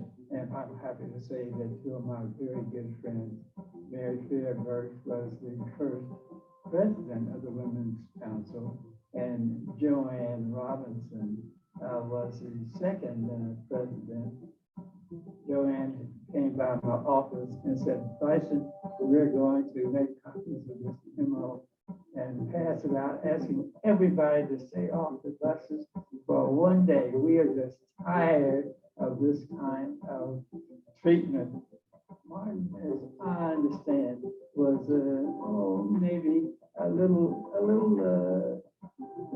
askance about boycott, because he had read that boycotts are only about 60 or 65% effective. However, after Joanne passed out the memo, the next morning, Coretta looked at the bus that went up and down Jackson Street, and it was empty. She called Martin to the window, and when the next bus came by, it was empty as well. And so something that was thought to be just for one day was a whole year. The congregation was fully behind Martin and the whole idea of expressing our distaste at what had been going on. There was no question about that. I want people to appreciate this church. Just yesterday, we had some visitors from New Zealand. Just about 2 weeks ago, we had some visitors from Norway, so that almost every Sunday, Reverend Handy has the privilege of saying, you have just made our congregation today international by your presence. And we would want them to have the kind of appreciation and understanding of the fact that this congregation is for people, it's for the community. We want to do whatever we can to make our city a better place to live. And as it has so happened with Dexter, spread throughout the world.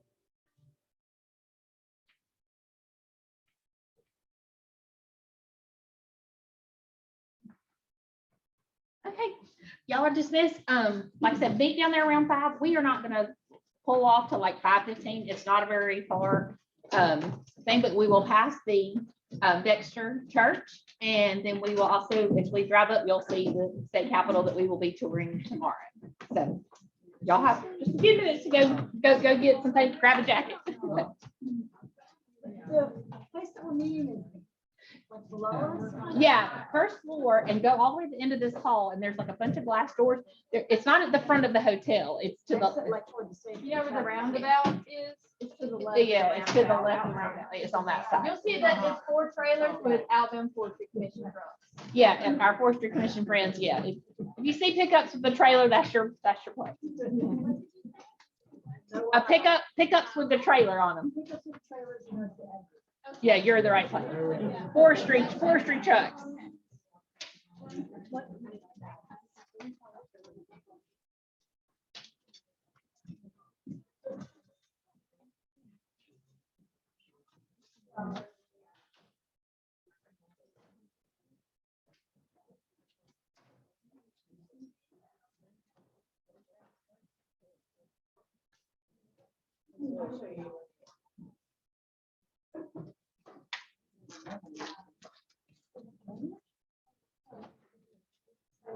Is that a